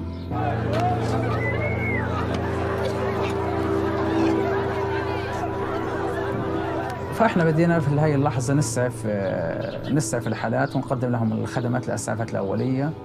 بعد الساعة تقريبا هاي يمكن في غضون الساعة 5:30 لاحظنا هنا وجود كان مصابين 2 على اللي هو السلك اللولبي تماما كانوا موجودين هناك، لأنه لاحظنا من على بعد إنه في اللي هو أحد المصابين كان مغمى عليه حسب اللي هو، لأنه كان واحد فيهم اللي بيحكي معانا من على بعد. هنا كفريق طبي كفريق إغاثة طبية إنه نحن اتفقنا سوا إنه نحن لازم نتقدم ولازم نخلي هاي المصابين. كفريق إحنا ما في أي تنسيق، ما في أي شيء، كان عندنا قرار جماعي فردي يعني جماعة مع ضمن الفريق مع بعضه إن نتجه لمنطقة السياج ونرفع إيدينا باستسلام إن اتجاه السلك الفاصل. كنا لابسين الفيزت تبعنا الطبي. قدمنا بهاي اللحظة مثل ما شفتم أكيد على الفيديو على السوشيال ميديا إنه نحن كان رافعين إيدينا، كنا إنه كويف إنه نحن بس مسالمين، نحن بس بدنا نسعف اللي هو المصابين أو يتم إخلاءهم، لأنه صارت معلومات إنه كانت الرؤية لإلهم مش واضحة وما بيعرفوا إنه هو فريق طبي. لا، كل إشي كان الأدلة معنا كثير إنه هي كان فريق طبي. ضلينا متقدمين ونحن رافعين إيدينا لحتى وصلناهم يعني تقريبا تماما، ما ضل مسافة المتر بيننا وبينهم يعني بالكثير. بسلم. لاحظت القناص كان هنا بيمد القناص علينا، صرخت على زملاتي قلت لهم القناص علينا، ونحن يعني وقت ما انتبهنا، وقت ما حاولنا نرجع شوي لورا صار اطلاق رصاص بهاي اللحظه. ما بنعرف ايه هو نار في الارض، لان الارض صارت تضرب تحتينا رمل ورصاص، فاضطرينا ننسحب للخلف يعني الان ننسحب لاكثر امان. ما قدرنا نعدي، وصلنا للصفر بس ما قدرنا نسحب المصابين اللي جوا.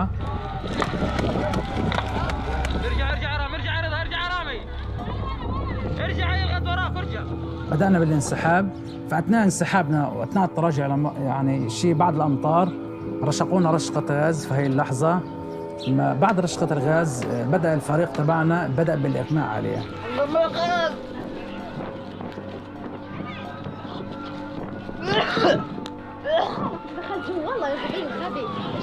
هنا أنا وزميلتي رزان تم يعني صار لنا اختناق كامل بالغاز، تم إخلاءنا من قبل الفريق.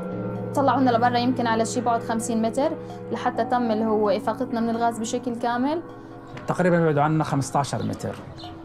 يعني احنا الحين وقفنا في منطقة أكثر أمانا، بعيدا عن المتظاهرين، بعيدا عن السياج، بعيدا عن الأحداث. ما في كان أحداث هاللحظة هاي، كانت الأمر شوية رايق وما في أي شيء. كانوا جنديين عقبالنا مصوبين سلاحهم. هنا مع حركة القناص أنا صرخت عليه لرامي، قلت له رامي انتبه القناص يعني موجود مثل قبل، إنه بس إنه على أساس ياخذ الحيطة والحذر. ما لحقت أقول الكلمة أو يمكن ما انتهت الكلمة فصار اللي هو الأطلاق كانت طالعة. هي كانت طلقين، كان صوتهم كتير قوي جدا.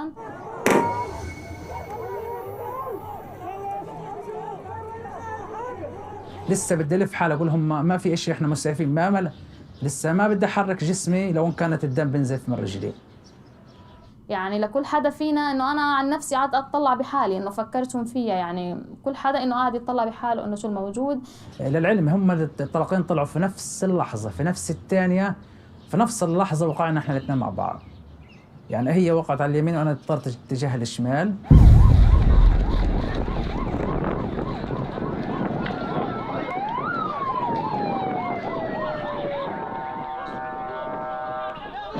في هاي اللحظة ما بعرف ايش صار، تجمع الناس وكتافة الناس اطلع معايا محمود، اطلع معايا. عادي طبيعة الأمر صرخت وما بعرف ايش يصير، الدنيا حسيتها كلها بتصرخ.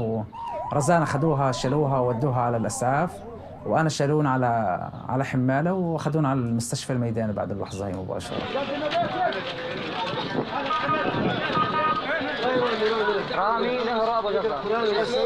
هلا انا كان تركيزي مع رامي فما انتبهت انه رزان اللي حطوها هناك يعني في المكان.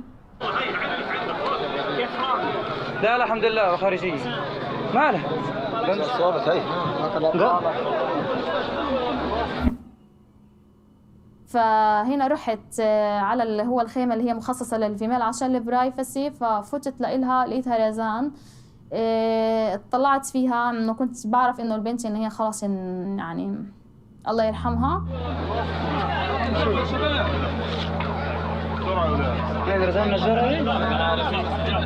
كان في هاي اللحظه كان الدكتور بيحاول يفوت لها اندوسكوب انه على اساس يساعدها بالتنفس الصناعي. حتى طلعت لزملاتي قالوا لي كيف إنه أنا لفتت عليها، بس قلت لهم إن شاء الله بخير. أنا ما قدرت أحكي لهم إشي، إنه شو أحكي لهم، هذا فريقها وكلهم زملاتها.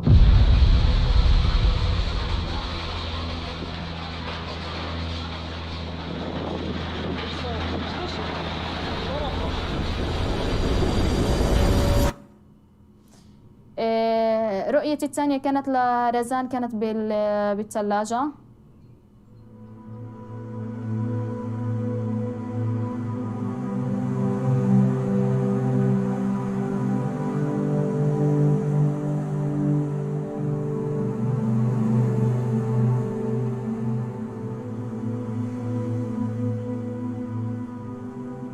طبعا كان بالنسبة لي صدمة، بالنسبة لنا كلنا مش أنا بس، يعني إن هذه بنتنا.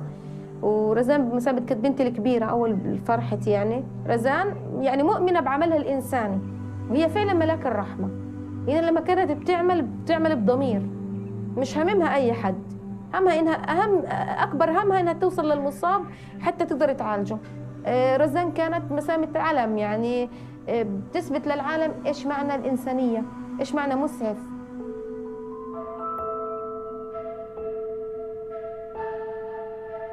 لا هي صح اتصابت قبل كده اكتر من مره بالغاز وهيك، بس انا ما كنتش يعني متخيله انها هي، لانها اصلا انا حتى هي كانت تقول انا محميه بلباس. يا ماما انا شو بعمل؟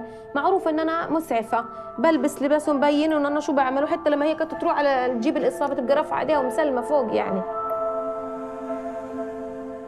أنا بدي حق رزان، بدي أنا تتعاقب الحكومة الإسرائيلية بشكل كامل على اللي عملته في بنتي، على الجرائم اللي بتعمله في الشعب الفلسطيني. أنا بدي أقف قدام القانون العالمي كله، في المحاكم الدولية كلها أقف أنا، مستعدة أقف أنا قدامه ويواجهوني وأواجههم. وأنا بطالب من كل العالم، من كل أم بتشوفني قلبها موجوع على بنتها مثلي أنا قلبي موجوع على بنتي. ما حد بحس بالنار إلا اللي شايلها. أنا قلبي يوميا بتقطع على بنتي. ناس بتفتكرين لا أنا زعلانة على بنتي، هي أول فرحتي بنتي. إيش الذنب اللي عملته؟ أنا في الوقت اللي كنت بستناها أجوزها وأفرح بيها وأشيل أولادها حرموني. إيش عملت رزان؟ رزان ما بتستاهل إنهم يقتلوها بدم بارد والعالم كله بيتفرج؟ لا والله. ورزان مش راحت تمر قضيتها مر الكرام.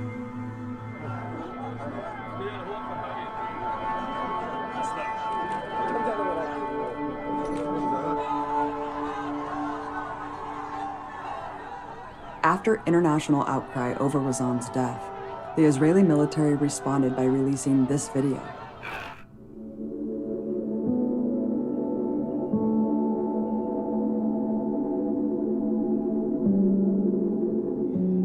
أنا المسعفة رزان النجار. أنا هنا على خطوط التماس أشكل درع بشري. In the actual video that's not maliciously doctored, Razan clearly explains how she shields the wounded and dying to save their lives, as any combat medic would say.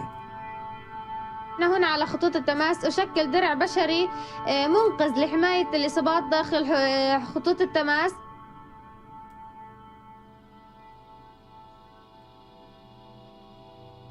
ومعروف إسرائيل دولة فوق القانون، وطالب من العالم كله إنه يوقف ضدهم وإنهم يقطعوهم لو بأبسط الأشياء. وإحنا بنقولهم الحمد لله رب العالمين، يعني إحنا المسيرة حتكمل للنهاية حتى يسترجع حقوق الشعب الفلسطيني إن شاء الله. ورغم من استشهاد بنتي واستشهاد العديد من الشهداء والجرحى برضه حيكمل المشوار إن شاء الله.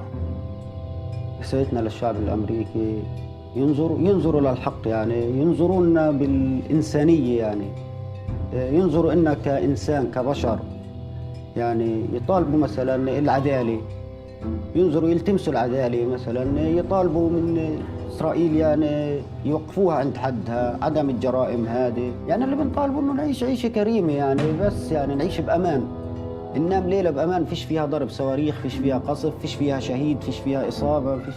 يعني هاي اللي بنطالبوا أبسط حقوق. يعني احنا بنطالب الشعب الامريكي وكل دول العالم كمان، مش الشعب الامريكي، احنا بنقول لهم يعني انهم يرفعوا الحصار عن قطاع غزة، انهم يرفعوا العقوبات، انهم يضغطوا على الشعب الاسرائيلي، على الجيش الاسرائيلي، انهم يرفعوا الجرائم عنا، انه الشعب الفلسطيني مدفون خلاص. يعني وإنه بنطالبهم يعني إنه تكفي.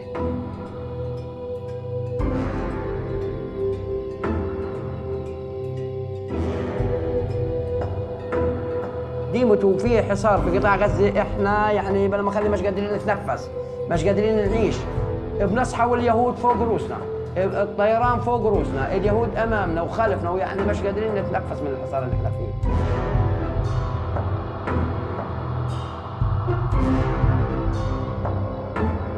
ما آن الأوان؟ ما كلهم قاعدين في العالم كله قاعدين وبتفرجوا علينا، كل واحد مرتاح. احنا عندنا حصار، لا معابر شغالة ولا دنيا، وين بدهم يروحوا؟ لإمتى العالم بتفرج على الشعب الفلسطيني بينقتل وبيموت وبروح حقه؟ أما آن الأوان الحين يتحاكم الجيش الإسرائيلي على جرائم اليوم على اليوم بتزيد؟ ما آنش الحين، ما آنش الوقت؟ لإمتى بدنا نضلنا احنا بس ندين ونناشد مش عايزة أنا، جيبوا الحق، بكفينا شعارات، أرفع شعار ماشي.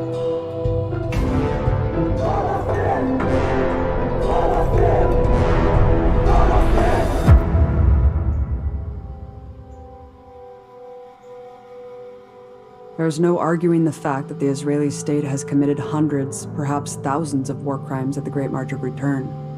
And it's glaringly apparent today that there is no hope for accountability from within Israeli society. A study by Tel Aviv University found that 83% of Israelis support the open fire policy against Gaza protesters, just like 95% had supported the bombing atrocities in 2014. When some Israeli human rights advocates challenged the open fire practice in Israel's highest court on the basis that you cannot kill unarmed people who pose no imminent threat, it was unanimously overruled. The Israeli High Court codified the practice, saying every single protester, from children to medics, posed an imminent threat. The only way the internationally recognized rights of Palestinians in Gaza and beyond will be honored is if Israel is brought before international courts. It has so far enjoyed the total protection from the US empire, shielded from accountability by the war machine, and with more freedom than ever under Trump. If thousands in Gaza can fight so heroically against so many odds, then people of conscience around the world can fight too. Palestinians have set the path of boycott, divestment, and sanctions, and a legal case for justice. It's now up to us to make their sacrifices more than headlines.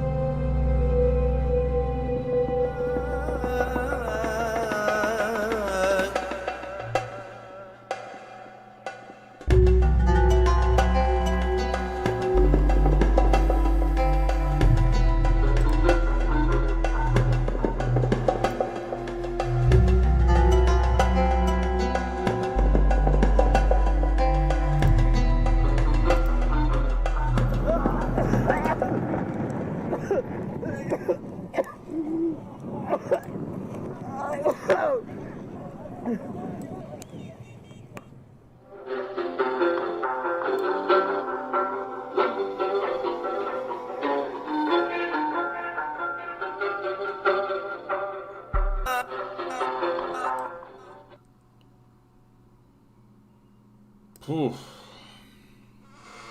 Okay. Okay. There it is.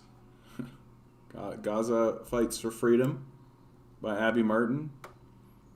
Directed by Abby Martin. I'm going to leave this up because I think giving credit to the people who did this work is important to do. Thanks, Drew. You're popping in right at the end of the watch here, and for the people who are here at the end, there's a little ritual that I think is important we do, specifically to deal with the kind of horror show of what we just watched. So I think it's important that you take a minute, sit up straight, right on your sit bones, breathe in deep, find out where the energy is in your body, find out where you're holding it, acknowledge it, be honest about it.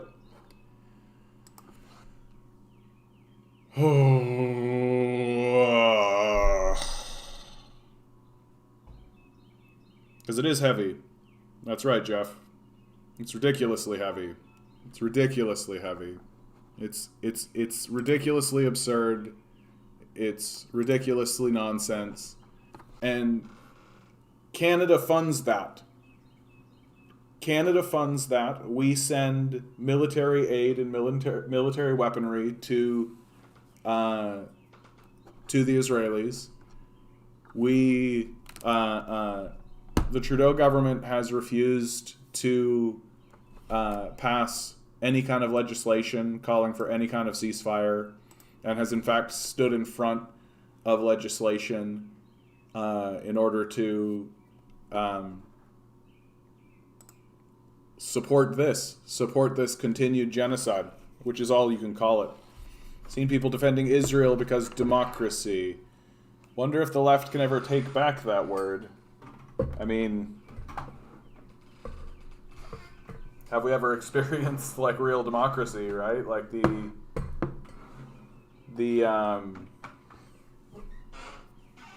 I mean, propaganda works, right? Like it's the reason why they use it. It's the reason why the capitalist death cult uses it primarily. It's their primary tool to keep people unaware of what's going on, and seizing words and using language as weaponry. Something like democracy. Like, we all remember George W. Bush saying you need to spread democracy throughout the region, right? We all remember that. And we see just in this documentary, right? Like, they say Hamas was elected. They filmed the election. There was an election, right? And this idea that Hamas is some terrorist organization that has seized control of the Palestinian people and I mean, that last set of statistics about how many people support the massacres is evidence about how effective that kind of propaganda is. Yeah. Chris Hedges points out that all politics is fear. And I mean, if I was living in Israel, if I was a Zionist living in Israel, I would be in a constant state of fear. And it's not for good it's not for no reason, right? Like, everyone in the region hates them. Like, everyone in the region hates them. I remind you that in 2008, when Egypt deposed its leadership during the Arab Spring and held a democratic election, the winner of that was the Muslim Brotherhood. And the Muslim Brotherhood's stated agenda is the destruction of the Zionist Israel. It's worth pointing out. I've come to, like, when we're talking about Israel, like, we're not talking about Judaism. We're not talking about Jews. Like, we are talking about Zionists. Like, and it needs to be discussed that way. Just how if you're discussing Nazis, you're not discussing Germans, right? Like, sure, Nazis were Germans, but there are plenty of Nazis throughout the United States. There are plenty of Nazis here in Canada. They're not Germans, right? So we're not condemning Germans when we're condemning Nazis, and we're not condemning Jews when we're condemning Zionists, right? And so that language needs to be clear, and it needs to be entrenched in the way we speak about this.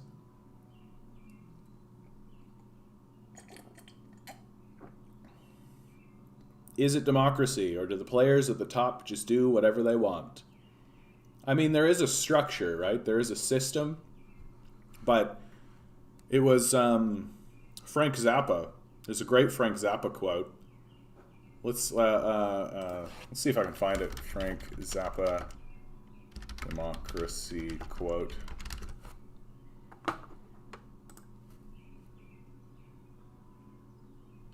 Yeah. The illusion of freedom will continue as long as it's profitable to continue the illusion. At the point where the illusion becomes too expensive to maintain, they will just take down the scenery. They will pull back the curtains. They will move back the tables and the chairs out of the way, and you will see the brick wall at the back of the theater. And I've been saying all through this weekend and today, and it's something that, like, after watching that documentary, I feel like it's true, and it's been something that's been stirring in me, is that this is what the capitalist death cult has planned for all of us. That what we are seeing in Gaza, what we are seeing in Palestine, is a dress rehearsal for what they have planned for us. And we know that's true because it's the Israelis that are training the police forces. The Israelis are the ones that are sending Israeli defense forces into the police forces in order to train those police people, so that as the system continuously abandons us and as we become more and more desperate, they'll be prepared to deal with a larger and larger disgruntled population. And I mean, you can see it already happening here in Toronto. There was a, let me see if I can just bring this up. Yeah. Yes, and I know safety and all that kind of stuff. I understand. Thanks, guys. It's very kind of you. Urgent call to action. On Friday, May 14th, the city posted a new notice of trespass at Lamport Stadium encampment in Parkdale. We expect they'll be coming to forcibly evict residents as soon as Monday. If residents don't leave, they can be arrested and fined up to $10,000. A lot of Lamport residents want to stay where they are because it's their safest option. One of the main reasons Lamport encampment exists is because it's adjacent to the St. Felix Respite, where some have beds and people can access food and shower facilities occasionally. But since COVID, the Respite, which is just one big open space with cots, reduced the number of beds by half. And yet we know many people who tested positive for COVID after prolonged stays inside. Remember, the city didn't clear any encampments. We're seeing people. This is something that we should be paying attention to because it has the same kind of echo, right? That people are setting up encampments in our own country and in our own system because they have been abandoned. The system has abandoned them. The capitalist death cult has already abandoned them and has a long history of abandoning people. They abandon the homeless. We here in Canada have abandoned the disabled. We abandon, if you cannot sell your services to the capitalist death cult, then you are destitute and you are no longer permitted to live a reasonable life. And if you begin to gather in encampments, and if you begin to find solutions that don't fit in to what the capitalists want you to exist as, they will come and they will clear you out.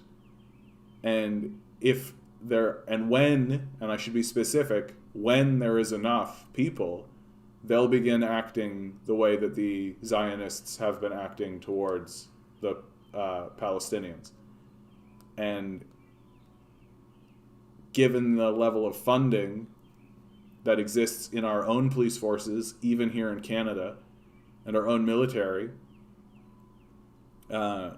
it seems very difficult for me to believe that that trajectory is not what will manifest. It seems to be what we're voting for. It seems to be what we're fighting for. It seems to be what we want as a people to ensure that what we're doing to the Palestinians happens here.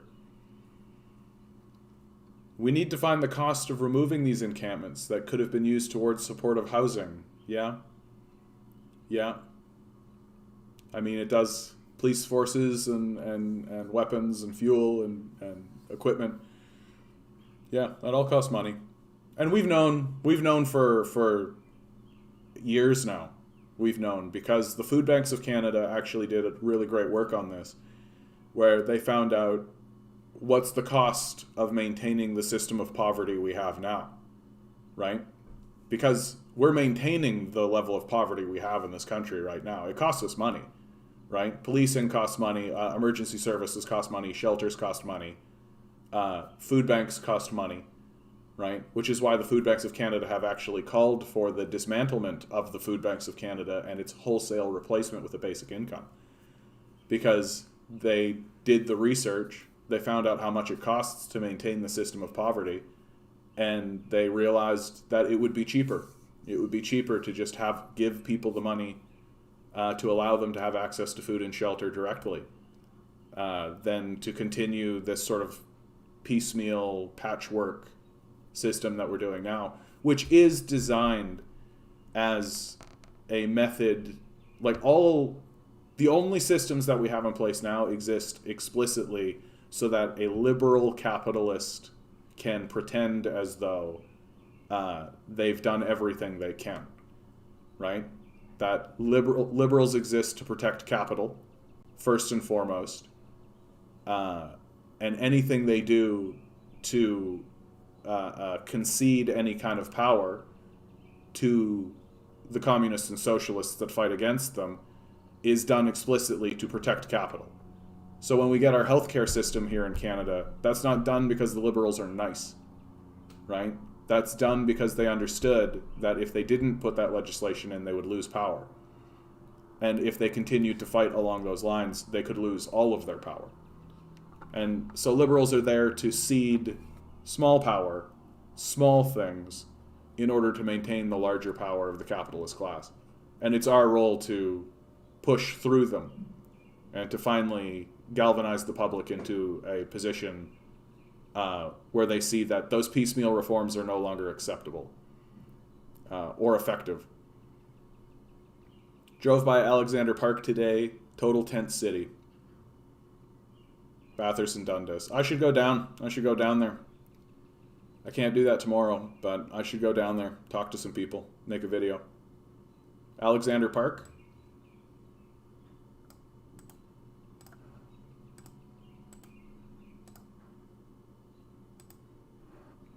We'll take a look at it. They care even less about homeless people than they do poor or disabled persons. It's obviously their fault, according to everyone above the poverty line. Yeah, that's part of the death cult, right? The worship of money, that they don't see it, they can't see it as a practical, systemic issue. They can't look at poverty or homelessness or any of this as a practical problem that can be solved through practical measures to maintain their own system, to maintain their moral position. They have to believe that money is itself a moralizing force. That if someone has a lot of money or enough money, they have acted in a good way and that they have done something good. Whereas if someone has no money, that they have acted in a bad way or they have acted poorly. And that happens when you replace God with money, right? Or you replace the idea of a moral ethic that exists universally with money, right? And it ends up, you end up essentially restating the divine right of kings, right? That, well, I was born this way, and so God must have wanted me to be born this way, and being born with money means that I am a good person. I've been anointed by God. And it's just going to become more and more obvious as we move forward, as we move closer to what the Israel-Palestine genocide looks like. Because we will. We will move closer to that. Cheaper to just let people starve and ignore them. And that's what's odd, Ward, is that it isn't. It isn't cheaper to let people starve and ignore them. It's far more expensive. It's far more expensive to keep people in poverty. It's far more expensive to keep people poor than it would be to simply alleviate their poverty. And that's not even factoring in, I'm not even including the loss of productivity, right? You keep people poor and starving and homeless, right? Well, they're not working. They're not contributing to society. They're just trying to survive, right? And you're willing to spend more as a taxpayer and as a capitalist. You're willing to spend more to keep them that way. And if you're a true capitalist, you are actively willing to pay more for the service of keeping people poor, because you understand that it scares other people. And you understand that fear is a motivator. and that fear keeps people working in your factories and in your service industries and in your gig economies.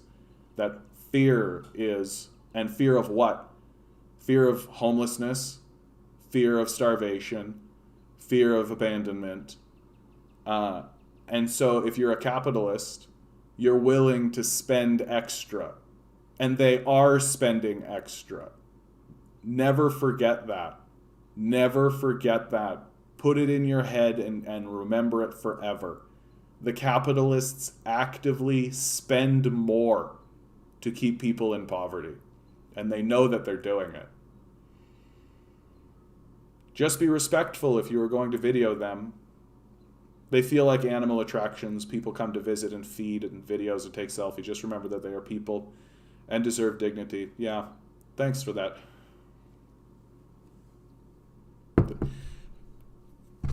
Sorry. Thanks for that, Jeff. Thanks for that. That is good advice, and it's grounding.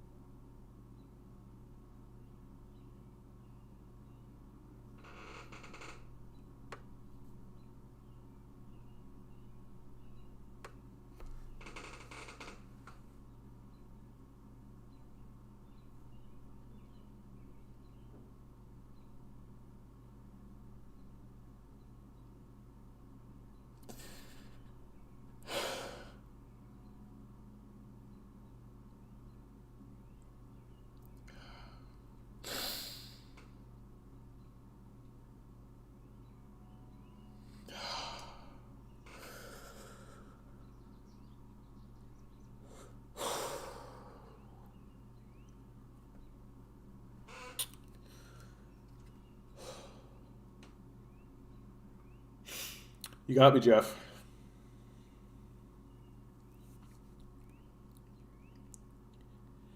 You got me.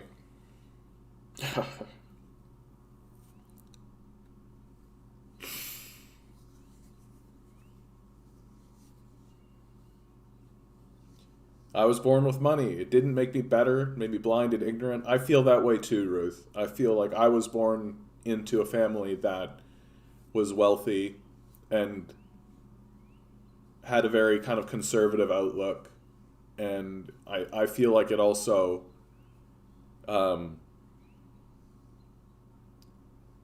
it put me in a position where I literally couldn't see the world in a way that a person who wasn't born with wealth could.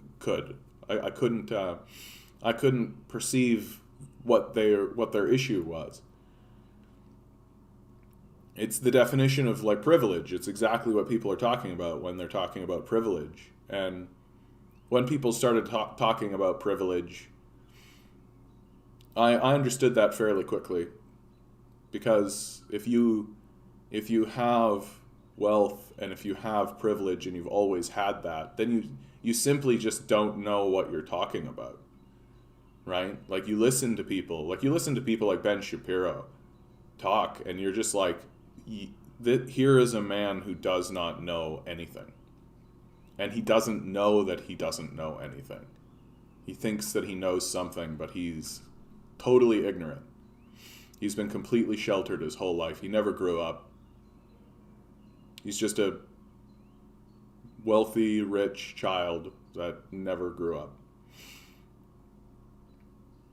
Ward, cheaper to let people expire. Again, Ward, you are wrong. I hate to correct you. It is expensive to do this to people. It's very costly. Dan, good video today. Thank you, Dan. I think it's hard to reach voters, as they may feel beyond being affected by that type of violence at home. They may be right for a long time at least. Just go ask the people in Alexander Park. I'm going to, respectfully. I'm going to go talk to them and ask them whether or not they feel like they're experiencing violence from their society. And I think that it's like that violence has always existed in our society. We've just turned it invisible, right? That the people living in these encampments, right? They're not being interviewed. There's no film crew, right? There's no CBC articles or journalists. Like there's no front page news about these guys. They've been completely eliminated from the discourse. The best that we have as people are just suspicions, right? Or perhaps we can see, as we're driving around, we can take a look and go, oh, there's an encampment over there. But we don't, it's not part of our culture. We don't have an understanding as a people that that's the case. It's been...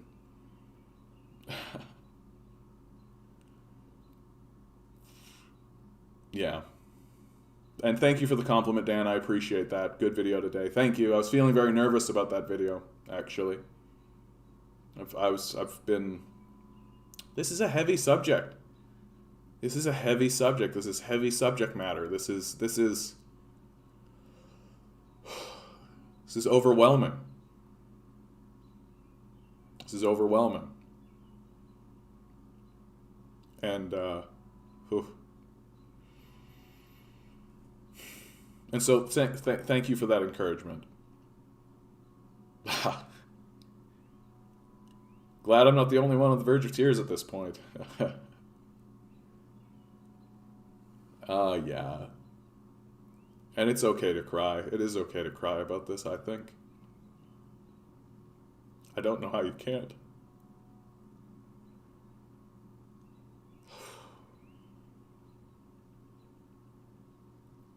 Chris Hedges had a good quote, yeah, about each people being worth $60K in U.S. prisons for how much they are willing to spend to keep people down. Mm-hmm. And Ward, yeah, thanks. Speaking as Ebenezer, yes. I think I did understand that. You see the state I'm in. Yeah, it's a very kind of conservative view, right? That, oh, well, these people we've crushed, they should just get a job, right? It's so detached from the reality. Like a person who's living in an encampment, like a tent city, literally in a tent. Like, just how do you even begin the process of even making your resume, right?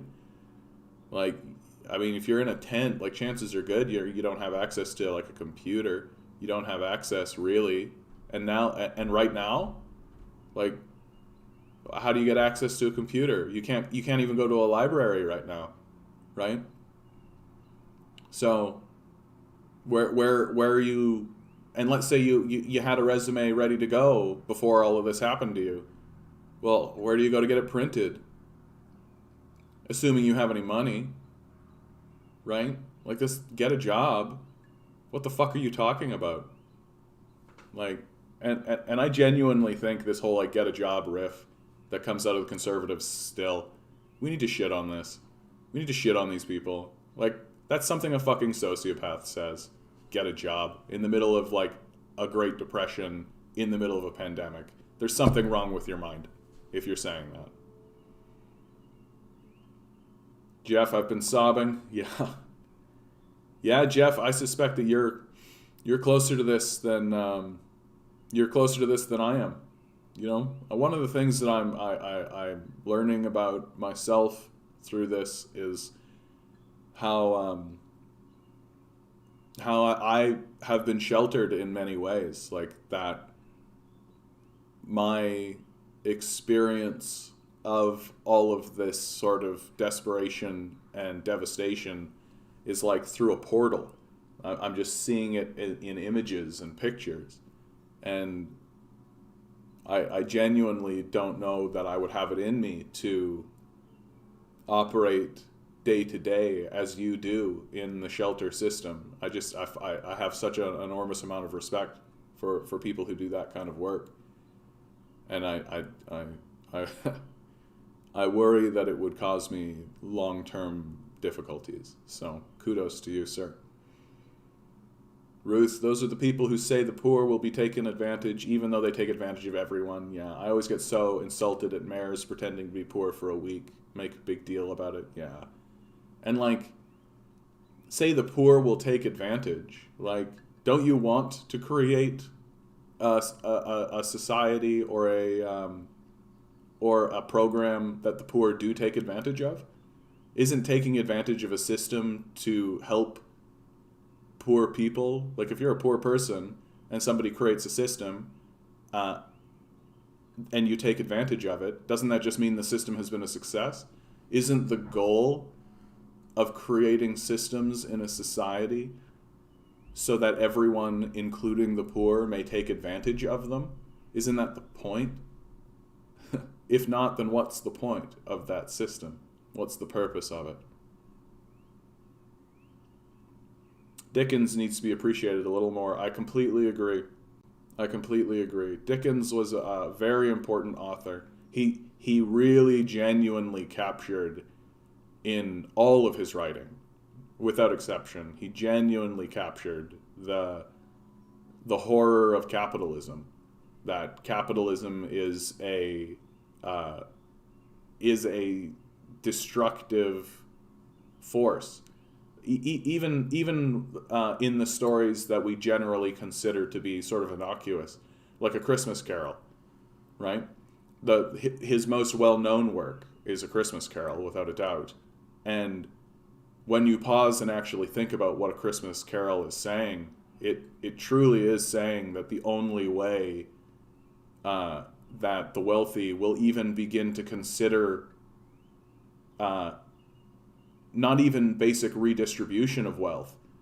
Like, what's Scrooge do at the end of the story? He like buys a turkey for Christmas and then goes and spends time with the poor and with the workers, right? He doesn't redistribute wealth. He doesn't cease to be wealthy, right?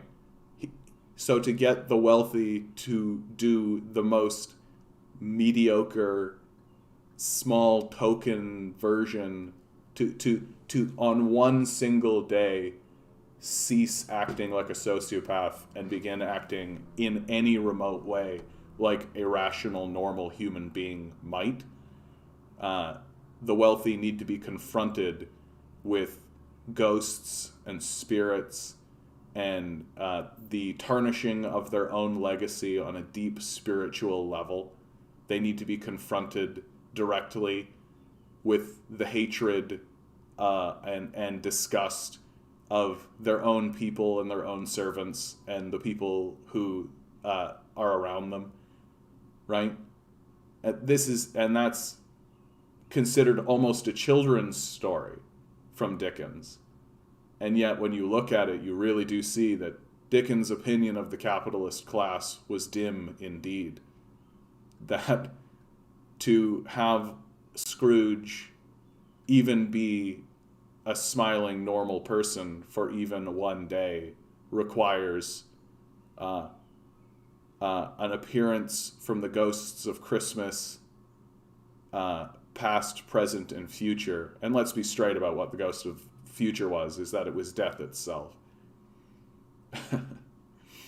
and other works by Dickens, and of course I'm completely blanking on Dickens' works, which is super wonderful right now while I'm extolling the virtues of Dickens. Oliver Twist. Yeah, there you go. Right? Like literally a child slave. Right? Like literally a child slave. That's why the Housing First program is good. It just needs better funding to be really successful. Yeah, that's true of lots of systems. There are lots of systems that actually do exist, like but have been gutted, right? Steadily over time as we've moved forward on this neoliberal gutting. Like, it's not even an experiment at this point. Like the neoliberal transfer of wealth to the oligarchs, right? But there are lots of programs that exist that are good in a theoretical sort of sense, but just like literally have been defunded. Like there is a program for people for state-run apartments, right? Like state-owned and operated apartments. But the program's been so heavily gutted, and it's lost so many resources that it can't possibly be efficient, and it can't possibly work, right? And it's just like the long-term care home scandals, right? Like, long-term care homes are a wonderful idea, but if you gut them so that, you know, someone like Mike Harris can make, you know, some money from the suffering of your grandparents and your parents, and maybe you, and probably you, ultimately, then, you know, so be it, right? Like, Mike Harris needs a nice car, right? Mike Harris needs a third home.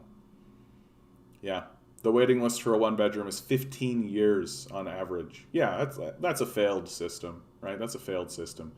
And it's 100% because of the privatization of affordable housing units.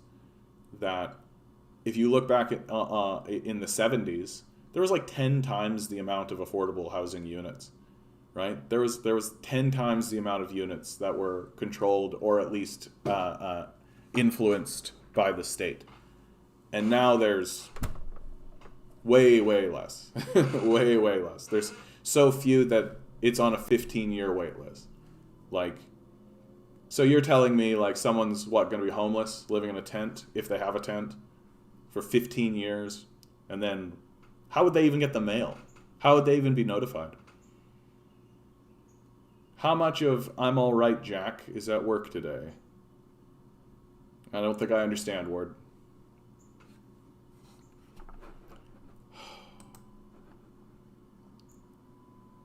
And again, I have to bring this all back to like this treatment of the Palestinians. Like, this is what the capitalist death cult has planned for us, right? And that is the trajectory that we are on as a people. It's undeniable at this point. Like, I think you have to be kind of a Steve Pinker kind of delusional, out of touch person to really believe that we're even on a plateau, right? To even believe that we, not even that we're going up, but that we're even on a plateau where things are stable even. Oh yeah, I'm all right, screw the next guy. Yeah, exactly. The fuck you, I've got mine attitude. Yeah, there's a lot of that.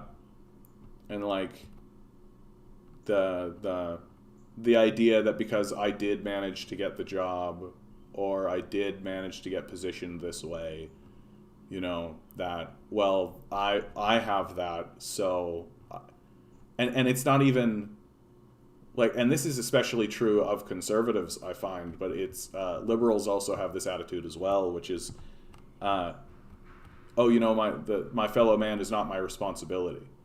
That I have no responsibility to the collective.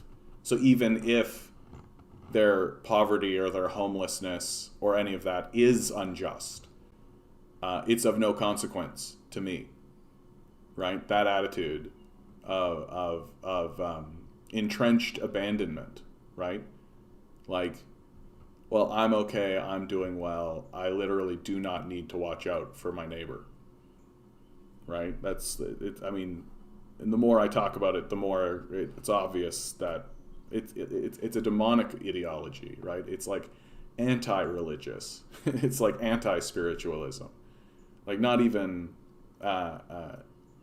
just like a pale ignorance of it, but like an active commitment to thwarting any idea of cohesion or collectivism or anything like that. And I mean, we are beginning to see more and more that concepts like individualism are ultimately, in their logical conclusion, very dangerous. Because while it's all well and good to, you know, say individual rights and individual this and individual that, right? And that you as an individual need to look to your individualness, all of this. The reality you know, if you want to be an adult and have an adult conversation about what society looks like, is that you live in a collective. You live in a society that occasionally, right, needs to move in ways that require collective action from the people of the society. And that's just true, right? That's not even a political position or a theory. It's just fundamentally the truth that there will be moments in your society where you will be required to move as one people towards an objective. COVID is absolutely the example of this, where we need leadership, and some countries have had the leadership that has said, this is what we're going to be doing in response to this. Everybody do this. We will move forward this way. And everybody has gone, yes, absolutely. Have Western societies done that? Do you think here in Canada and throughout the United States, we have moved as one, as a people, to face an issue that is of collective concern? Or do you think we've acted like a bunch of stupid monkeys? And the way we are acting completely comes from the fact that, like, we're largely just children, right? We largely we just haven't grown up. It's like what Ruth was saying earlier, that we just we've had such privilege. We've grown up with such wealth and such, like, technological advancement especially, that we don't even understand how to deal with hardship. And there's hardship coming. There's hardship coming, probably for all of us, honestly.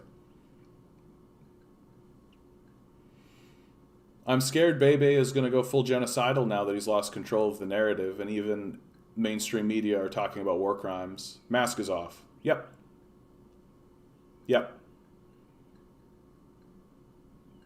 And, like, what we are seeing there, Jeff, is like the end game of capitalism, right? That eventually they do just start ruling with the mask off, right? Like, Biden is doing a fairly decent job for the people who still support him of maintaining the mask. Trump didn't let the mask come all the way off, but he was, like, peeking from outside of it, right? Like, if this was the mask, he was, like, kind of doing that with, like, a little wink, you know? Like a little wink. And he's winking at the people who understand that there's ill intent behind there, and who understand that they are on the side. Like, they would be the people who would be the police in this operation, right? That they would be on the Israeli Defense Force, right? And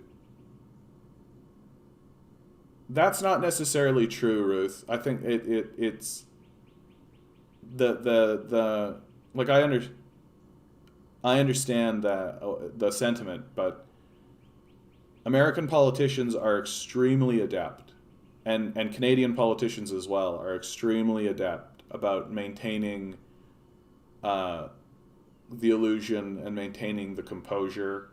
Obama was, like, the prime example of a mask on fascist, right? Like, he really knew how to maintain that mask and how to maintain the prestige of the office and the prestige of the position while destroying Libya, while destroying Syria, right? He really understood it, and how important it is for controlling a populace. Because if you can have that kind of statesman-like appearance, and the idea that, no, everything's in hand, everything's going good, the facade, that's exactly the right word, the facade. If you can maintain that facade, then you can control your people. And Trump came in as as an outsider in the first place. And he always sort of understood that the need for that facade and the need for the mask, but he also, like, he flirted, like, he understood what he was doing. He wasn't, like, this is the thing that really gets me about Trump, right? And the analysis of Trump. And as we get farther away from Trump, it's going to become clearer and clearer. Trump's not that dumb, right? There's this real idea around him that he's quite dumb. And don't get me wrong, he's boorish, right? And ham-fisted, right? But he's not dumb. I don't think you get into that position by being dumb, right? And I think that he would look out from the mask and give people a wink, right? And let people who knew what he was doing see him do it, right? Because there's this sort of general understanding throughout the political intelligentsia that what are you going to do about it? Like, what are you going to do about it? And eventually it will happen in the United States, where they will elect a leader who will stand in front of the populace and just be like, this is what's going to happen, and it's going to happen this way, and if you don't like it, tough. What are you going to do? Trump allowed people to take their truth out from the mask, and the countries followed. Yeah, well, and there was like, he has no common sense, but a V. I don't know what you mean by V. Yeah, he can't have common sense. Donald Trump is a skyscraper child, right?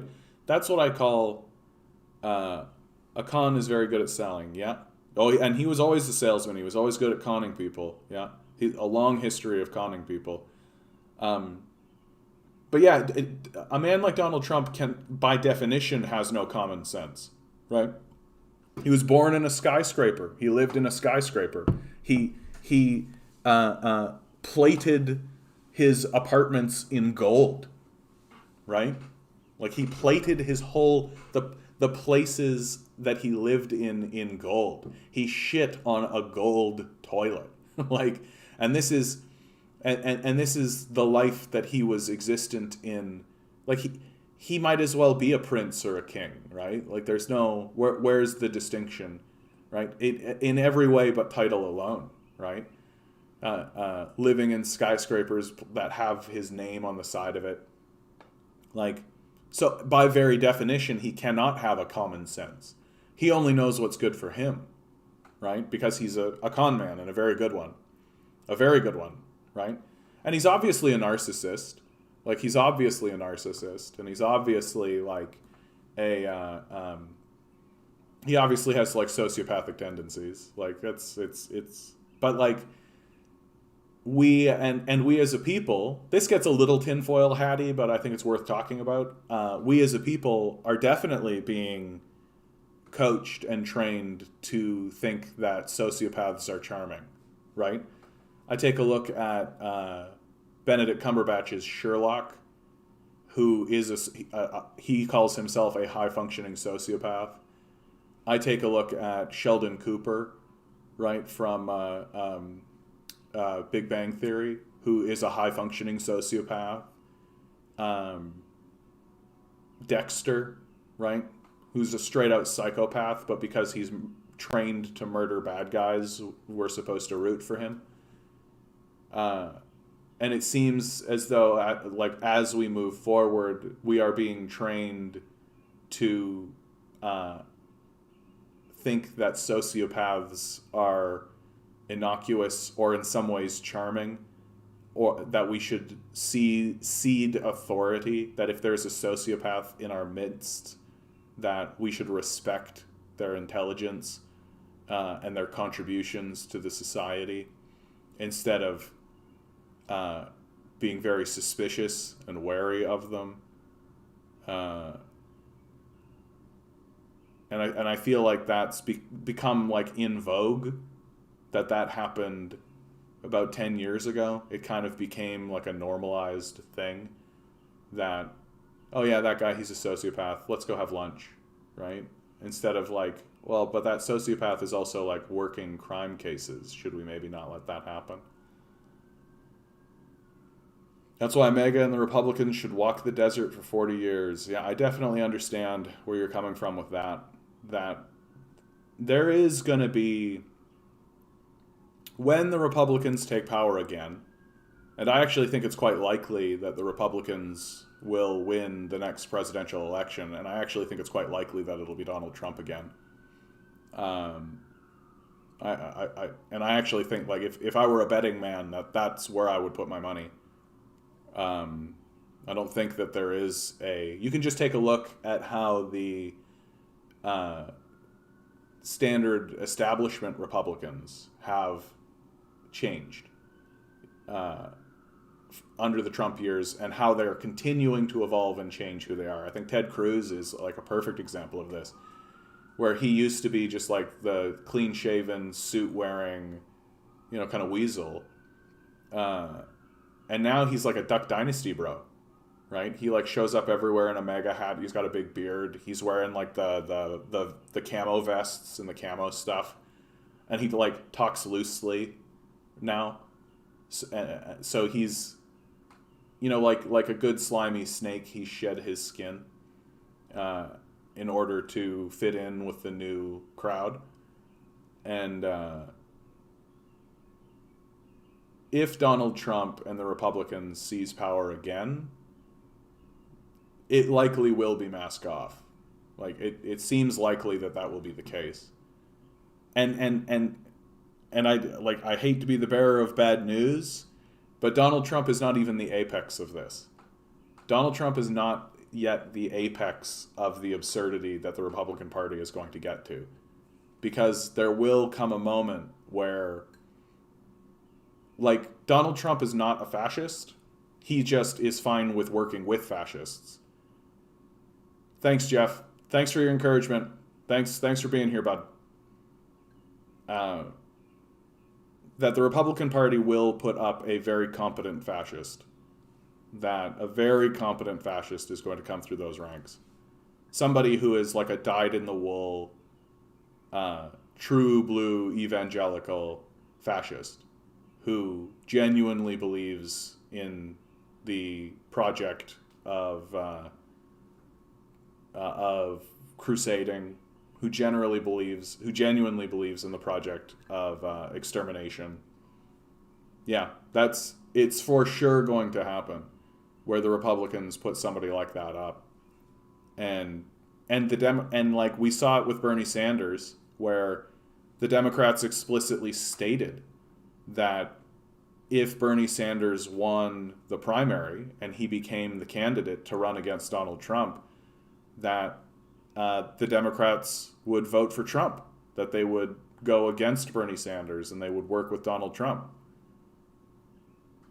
And so that's just a clear-cut case of how liberals will ultimately ally with fascists, because their goal ultimately is to protect capital.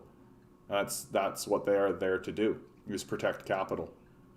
And so it becomes very difficult for me to...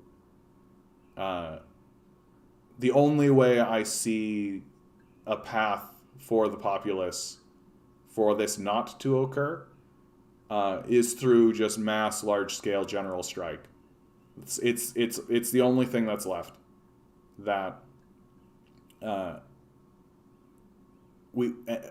because that trajectory, it's already written. It's already written in the history books, right? Like, we had a period of time where we had this kind of quasi-fascist goon in power, right? And then he gets booted out. And right now we're in the Weimar period, right? Which is a period right before the rise of the Nazis in Germany. And that kind of desire to seize a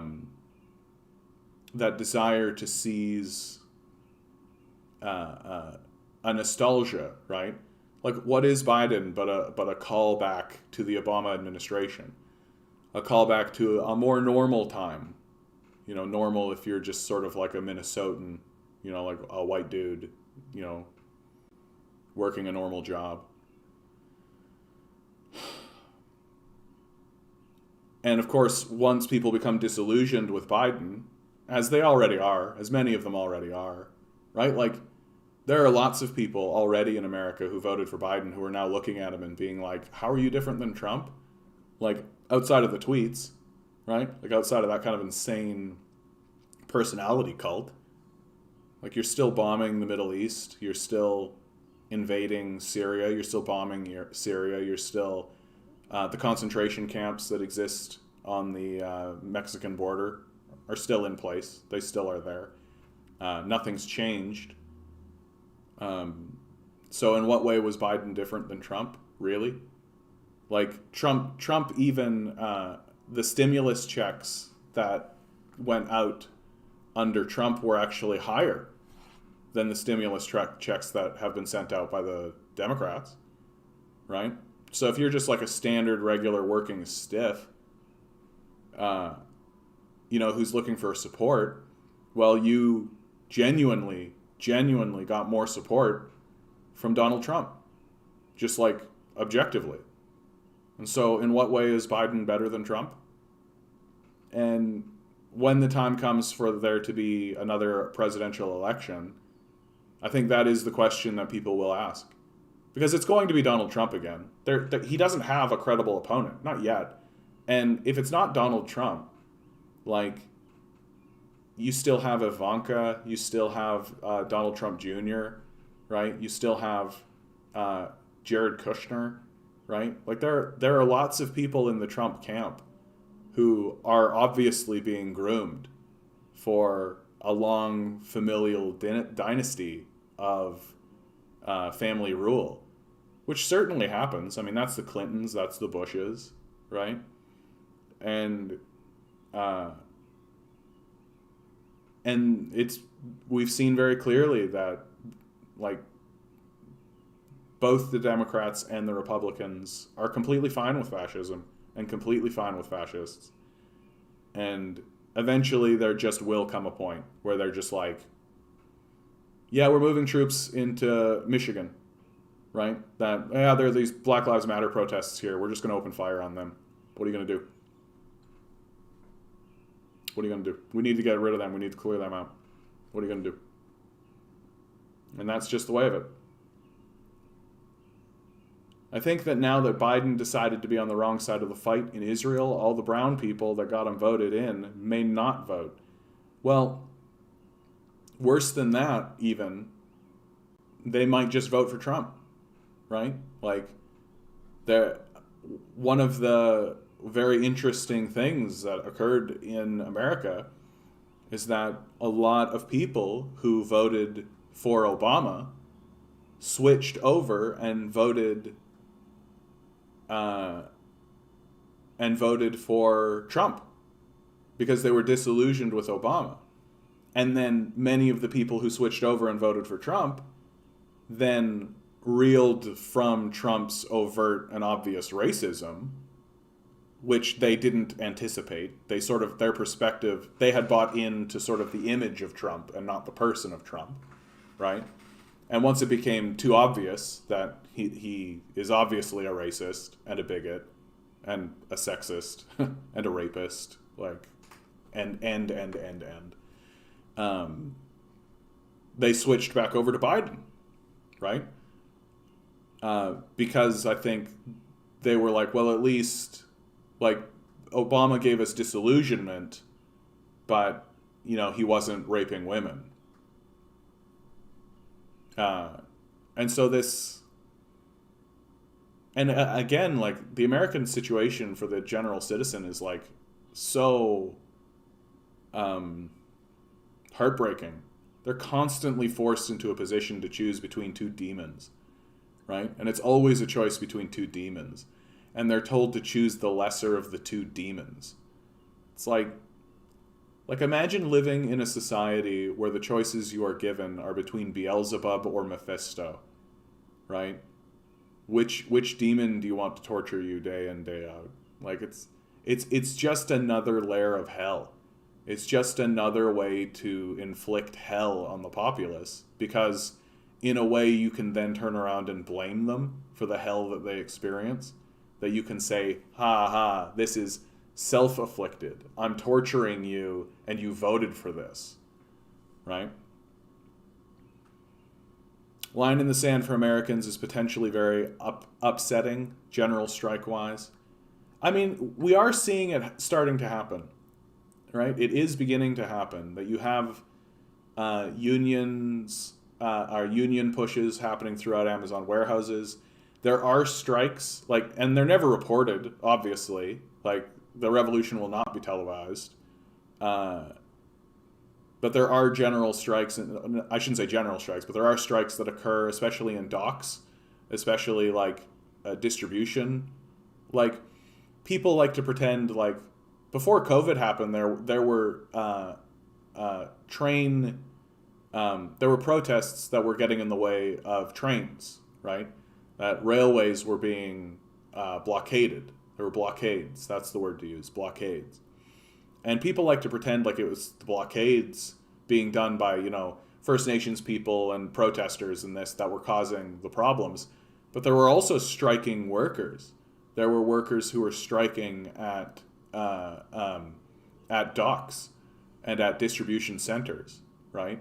And actively slowing the process down, which is completely necessary. It's completely necessary. This is why a place like Amazon pushes its people so hard, right? Go fast, we're timing you, we're going to come after you if you're going slow, all that kind of stuff. Because they know over time they won't be able to maintain that pace, right? They know that over time it will slow down. But so they want to set the pace at such a fever pitch that when it slows down to being kind of normal, they can still be like, we used to be faster than this, we used to be faster than this. I don't see that it will ever be Trump again. Maybe a third party? Long journey for a third party, Ruth. Long journey for a third party. There's lots of impediments built into the American political system to a third party. Lots of impediments. And it's on purpose. It's on purpose. And the Republicans, the election of Donald Trump is a bit goofy. If you're an oligarch, right, the election of Donald Trump is a bit goofy, but it's not enough to have the oligarchs completely dismantle. It has happened in the past in America. There used to be a political party called the Whigs. I believe it was the Whigs and the Republicans. And they were dismantled and replaced by the Democrats after... and I don't know that much about it, so I won't speak too loudly about it, but I believe it was just because they're the Whigs, so they're monarchists, right? They are still in favor of maintaining some kind of monarchical system. And given sort of the revolutionary process that occurred in the United States, such a position is not, you can't maintain it. And eventually it just loses public support to such a degree that they all understood there was no way anyone would ever vote for this party ever again. And it wouldn't matter what you did to reform it. So it was a moment in American history where a political party, one of the two major political parties, understood that it could no longer be reformed, and so it needed to completely dissolve and rebuild itself. And it did in the Democratic Party. It's very scary to see what's going on there. Also, starting here with our two main parties. Yeah.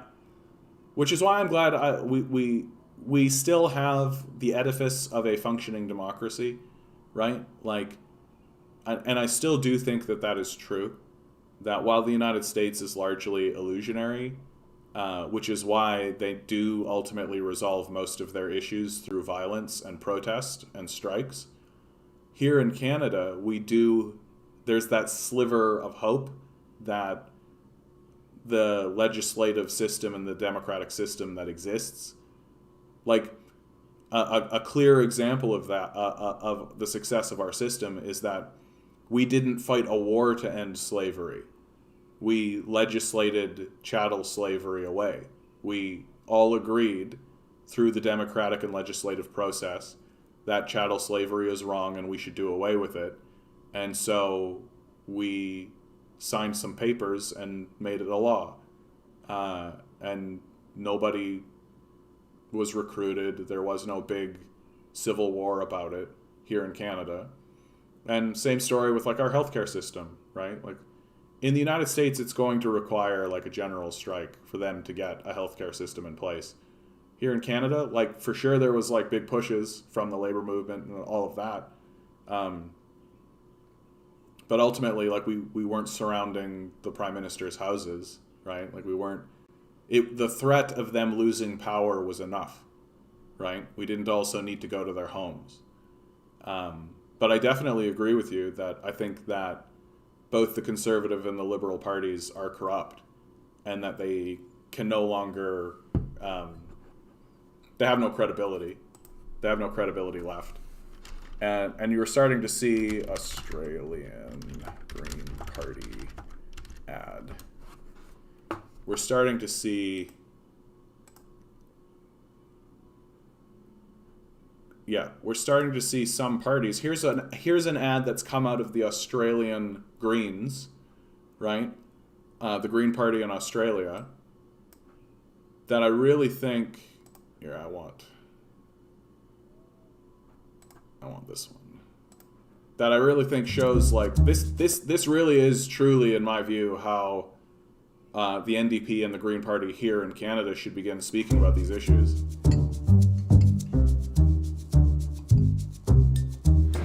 I think this is right. I've never been in a mansion building a champagne tower before, so... You've been sold a lie. It's a lie perpetrated by the political parties, the billionaires, and big corporations. It's called trickle-down economics, and it works like this. This one's for you, Clive. Wealth generated by handouts and tax cuts for billionaires and big corporations will trickle down to everyone else.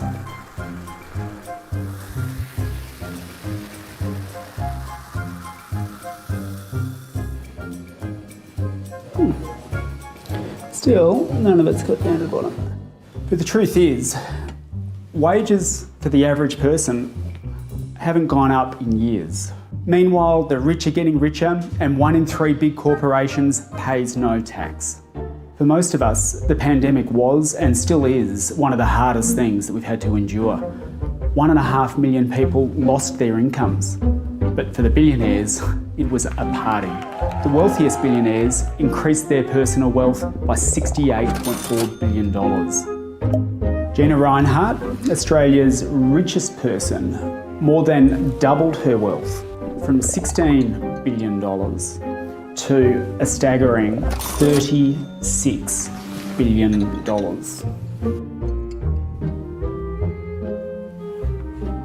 Big corporations laid off employees and lined their pockets by collecting publicly funded JobKeeper payments. Harvey Norman took $21 million in JobKeeper payments, while profits doubled to a whopping $465 million. Yeah, I mean, I generally think that, and that wasn't even the one I was thinking. This ad right here wasn't even the one I was thinking about. There was one that was much more on the nose, but okay. Anyway, you're right about that. Like, Canada's Greens are generally a joke compared to most other nations' Greens because fundamentally they're conservatives who actually just went, hey, wait a minute, we can't blow up our environment. Like, we require breathable air and drinkable water, right? Like, we should maybe ensure that those things are kept safe, right? Which, that perspective for a long time made them one of the furthest left parties in Canada, but fundamentally they were still conservatives. They were always espousing conservative values, always. And they were fundamentally still capitalists, right? They didn't believe really in wealth redistribution. They didn't believe in any of that. Their position really always was, let's maintain the system of poverty, let's maintain the system of capitalist control, but we just need to have minor reforms and create like more robust environmental protections. And now that Elizabeth May is gone and they have this new leader who I have met once, and she seems well-read and seems to have a passion on the issue of environment, but my concern is that her economic position really is just not that much different from a conservative economic position. And so there's not much there, in my view. And their key issue, like their key plank issue, which is environmental reform, well, even the liberals are saying that. Like, even the liberals are, pandering to that idea. And the NDP have adopted it as well. So, like, why are the Greens here? What are they genuinely bringing to the table? I've never seen anything from them to indicate they aren't just controlled opposition. Yeah, the idea of controlled opposition, like a CIA kind of idea that, well, we're going to have opposition, so we might as well cede that and then attempt to control it. I don't know if it's necessarily the case that Elizabeth, if it was true that she was like on that kind of CIA level or CSIS level of controlled opposition, I think that she wouldn't have taken certain positions, right? I think if the idea was to kind of control the dissent, there are some positions that she just wouldn't have done. Anyway, that's a whole conversation in and of itself, and worth always paying attention to. It's always worth thinking about maybe they're working with the CIA, right? It's always worth thinking about. Is an apathetic population a desirable goal for those in power or just a fact? Oh, of course it's a goal. Absolutely it's a goal. You absolutely want an apathetic population, right? The last thing you want is a well-informed, politically active population. You certainly don't want them to be educated. You certainly don't want them to understand how to organize. You don't want any of that. You want them to show up at work on time, work as hard as they can for the littlest amount of pay, and then when they go home, you want them to sit in front of a TV screen watching a sports game, drinking beer. That's what you want. Like, that's a perfect worker. That's a perfect citizen in a capitalist society, is one who just does everything they're told, doesn't complain, doesn't ask for more, doesn't even think that more is possible, and then does everything they can to just deaden any like emotional state or emotional self, which is why abuse is so prevalent, right? Because these people are so angry, right? But they haven't been educated or given the language or the tools to understand why. And when they attempt to express, fuck these bosses, for example, right? Like, who the fuck do these bosses think they are? Well, they're told that they're just jealous or envious or lazy, right? And stupid, right? And that's especially powerful if you can get the workers themselves to say it to each other, right? If you can, and if you can curate your workers to actually say that to each other so that it becomes the common culture, right? As it is in like conservative cultures, right? Like, they don't care if you get stoned at night. They don't care if on the weekend you get blackout drunk and beat your wife. Like, they don't care. They just need you to show up to work on time and operate the machinery, right? They don't care. And they'll do everything they can to deaden your emotional and artistic and religious self. They're not interested in a mobilized population or even a civic population. Like, even a population that is interested in improving the civic nature of the society. They don't want any of that, right? All they want is a worker that shows up to work on time, does the work silently without complaint, and then goes home. And what they do between the hours of them going home and then coming back to work, they don't care at all. Well, I mean, they definitely do care, but, they're just going to entertain. They're just going to feed you with drugs, right? Just distract, and bread and circuses, right? Except not even bread, right? It's just the circus. And now they're defunding the circuses. And this is the funny thing about how capitalism works, right? And why capitalism ultimately destroys itself is because eventually they stop funding the very things that keep the population apathetic, because they begin, this is going back to that Frank Zappa quote, right? They just no longer see it as profitable. And so they stop funding it. And so now suddenly you have a population that's not entertained when previously they were, and not getting as many drugs, whereas previously they were. And eventually the populace starts to grumble about it. And eventually the capitalists start to just say, fuck you, then you don't eat, right? Like, if you don't work, you don't eat. So we'll starve you out. Which eventually leads to revolution, which is generally the purpose and thesis of this channel. So I'm trying to get ahead of the 8 ball on it. Now, the fact that they say more radical things than do nothing to actually build the power to make those goals a reality just shows that they are just there to control any real left movement. Yes, I think I see what you're saying, Andrew. Like that they are there as a they're there to funnel leftist energy away from power.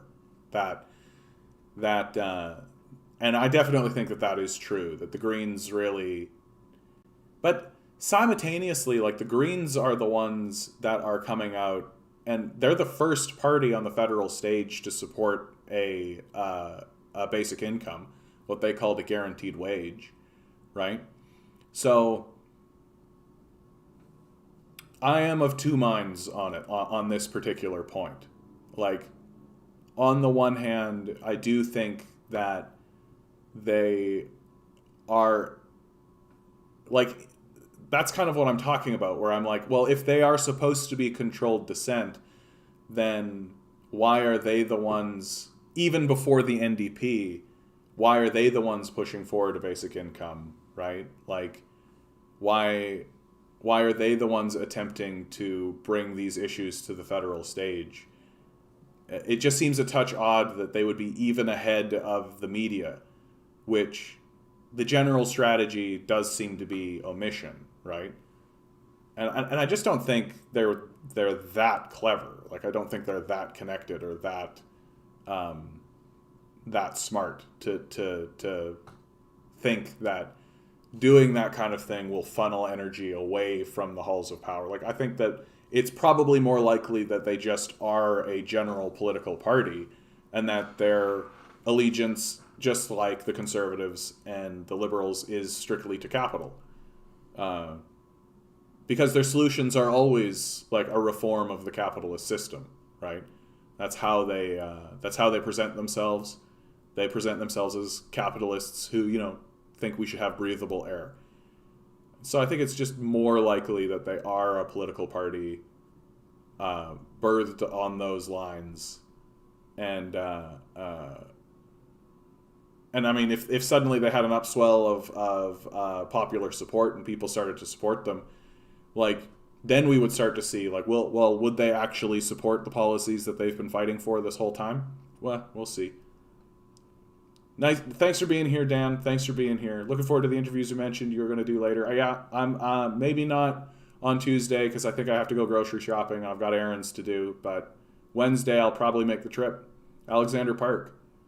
At least to see what the heck is going on there. See if I can talk to some people. Yep, and more so to capture young people's political awakening and channel that away from an understanding of political economy that would lead them left. The NDP supported a basic income decades ago, did they? I'd like to see that. I've paid a lot of attention to the basic income, and I don't know that I've ever seen. Well, here. NDP history of basic income.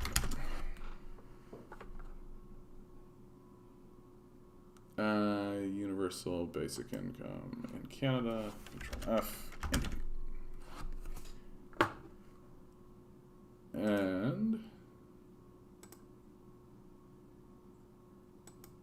yeah, nothing on the Wikipedia page. Which, I mean, makes a certain degree of sense. The first basic income experiments were started under an NDP government.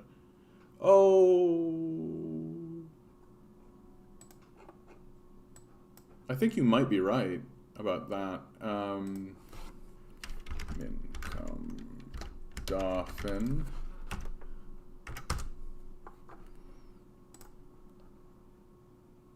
Conducted in Manitoba. The project was funded jointly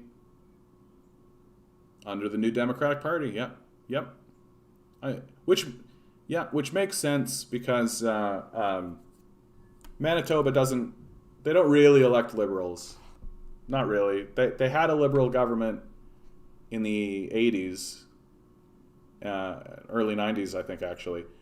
But they're way more likely to go New Democrat. Manitoba, largely New Democratic. Okay, cool. That's a point in their favor for sure.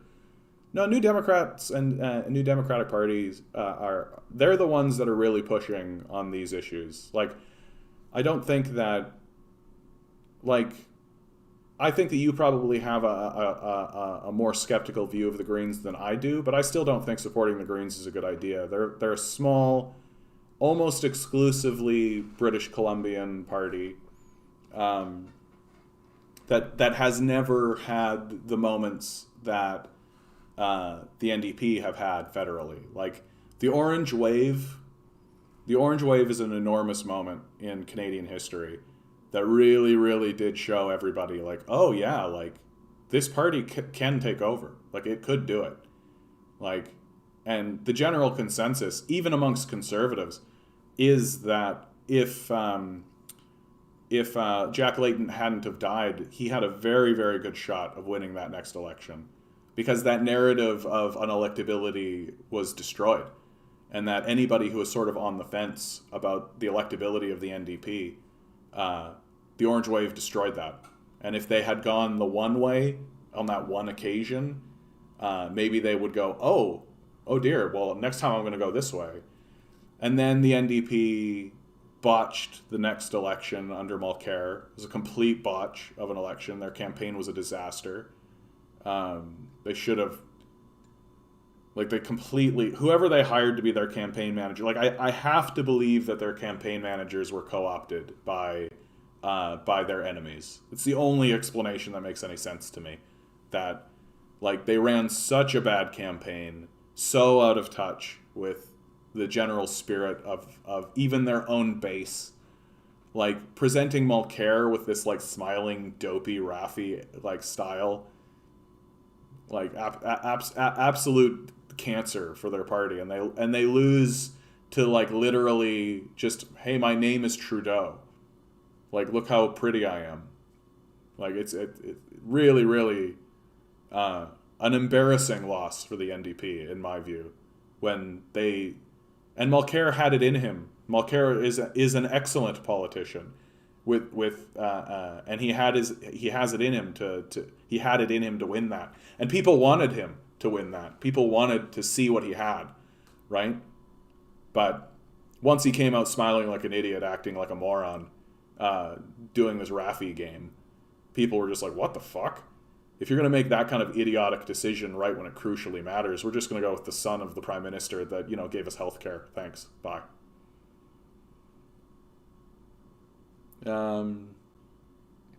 In my opinion, the NDP is the only party that can actually build a leftward movement. I go one step kind of beyond that, which is that I think the NDP is the party we can work within, but I think that if we cede power and authority to the NDP from the outset, they will not do that. That we need to ally ourselves with anti-capitalist, leftist political movements that are non-political, that are working within political parties. So, like, I choose Socialist Action, right there in the description. You can go take a look at them. But there are many organizations who are doing this, who are attempting to get people elected into caucuses and internally into parties like the NDP. But I generally agree with you that the place that seems to have the most potential is the NDP. And And so, sorry, I got to finish the kind of history thing with the NDP. Like, after Mulcair botches this election and they have a convention, the NDP basically just like throw their hands into the air and elect Jagmeet Singh to be their new leader, which essentially guarantees a rebuilding of the party, right? That like voting for Jagmeet Singh to be their leader, like Canadians are racists and bigots and like even the centrists, right? Like we're a colonial white power, right? Like and suddenly the NDP put into power like not only like a Sikh, like not only like somebody who has brown skin, not only a dude with a gigantic beard, right? But also this dude walking around with a turban. Like, I think Canadians were okay. Like, I think that Canadians would have been like, yeah, brown dude, right? And I think Canadians would have been like, whoa, sweet beard, dude, right? I think Canadians would have been that. The turban, too far for the average Canadian. And it really showed. It really showed. Like, it was a big talking point for a lot of Canadians. People were walking up to Jagmeet Singh telling him to take the turban off, right? All that kind of stuff. And I think he did, under those circumstances, I think he did extremely well. He did extremely well, considering the incredible uphill battle it is to elect not only a person of color, but a person who is in a religious minority that they openly flaunt, right? I shouldn't say flaunt as if it's like a flaunt, but like as they're just open about it and they're wearing the turban, right? Like I think that Canadians now, like now that we've gone through like a pandemic, now that we've sort of seen Jagmeet Singh in the House and like we're more scrutinizing him. Like the first time around it was just like, here he is, and we didn't know anything about this guy. But now we've been with him for a bit and we've gotten to know him a little bit. And I think people are kind of softening their tune on the turban issue. But I mean, like you gotta like the NDP elects this guy while Quebec, the province that swings to the left and does the orange wave. They elect Jagmeet Singh to be the leader while Quebec is attempting to ban turbans in public service work. Like,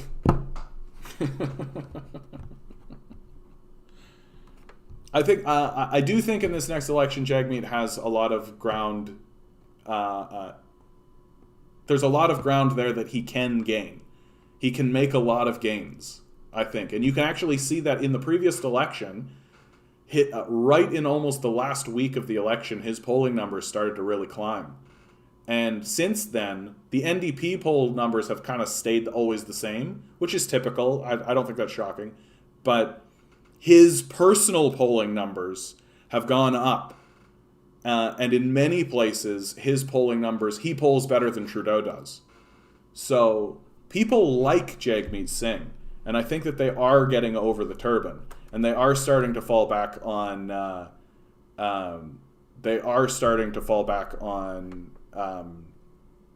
people are starting to say like, that's just who he is. He's got that turban, that's just who he is. And, you know, that's good enough. That's good enough, you know?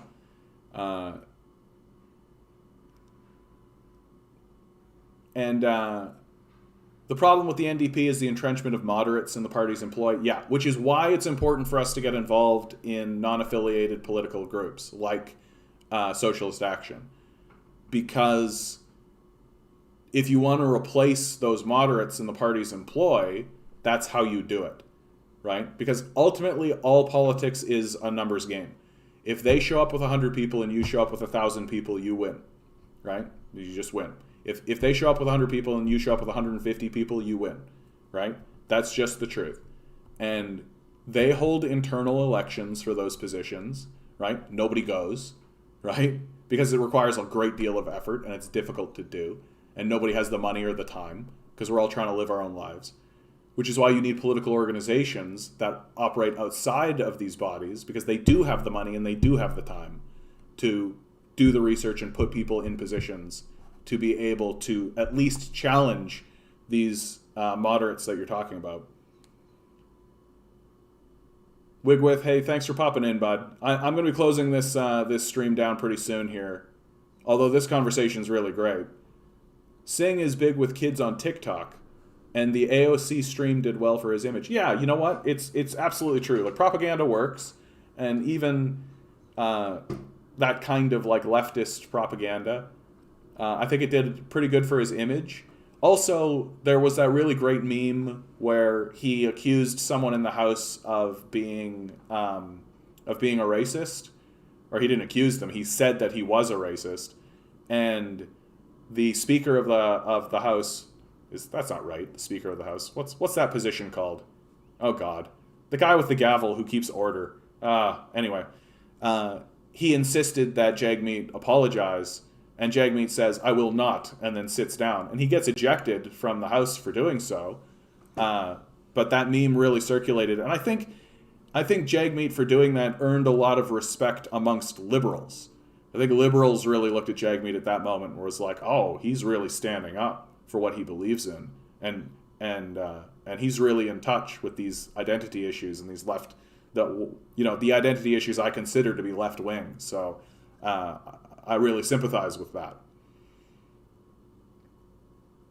Courage was organizing within the party to do that, yeah. It's why we fought against the unions being granted a majority of delegates in the party, yeah.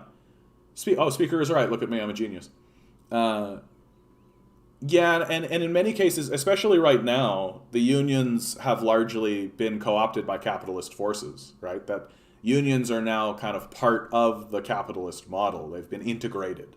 Right? Because if you can control the unions as a capitalist, right, and then make sure that the unions kind of suppress the workers, you only really need to be talking to a small group. You don't need to be negotiating with the large body of workers. You just need to bribe a couple of people in the union level.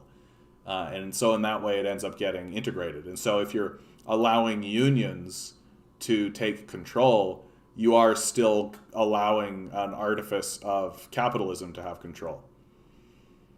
Unfortunately, cruelty seems to be the only way to win. Yeah, which is why, and that's the thing that they'll throw back at us when we actually do start to strike, and when there is a general strike. They'll pretend like we're the cruel ones. They'll try to moralize us and try to be like, oh, well, you're creating hardship and suffering for everybody, right, by doing this, which is what they've always done. Anytime there's ever been a strike, they use that tactic. Because they understand the cruelty. Like, they understand that they're being cruel. They understand, right? They're very cynical. Right? Billionaires are the most cynical people on the planet. They have a very cynical view, which is why, like, anytime you say, like, well, we could do like a modest, like 0.1% tax increase on wealth over $1 million, and the immediate response is, well, then we'll abandon you, right? We'll move our wealth, right? Because they're cynics. They don't believe in anything except themselves. Which is why they constantly tell us to believe in ourselves, because that's all they believe, right? They only believe in themselves, right? They believe that they are like divine, that their wealth was generated by God, and that they have this wealth because of the divine right of kings, right? That they were anointed. And so that trickles into the... Yeah, they'll never give it up, which is why we have to make them. Okay, guys. This is the end of this stream. You're all doing really wonderfully. I absolutely promise you. How many viewers did I have at the Apex? I had 10 at one point. That's nice. That's good. That's good. I consider, like, if I have on average at this point, like, even 6 people, like, if I can get 6 people to watch something like the... heck, if I can even get one person to watch Gaza Fights for Freedom, I consider that to be a pretty big victory. You're all doing wonderfully. You're all doing well. Thanks for being here. I'll see you all tomorrow. Good luck. We're going to need it.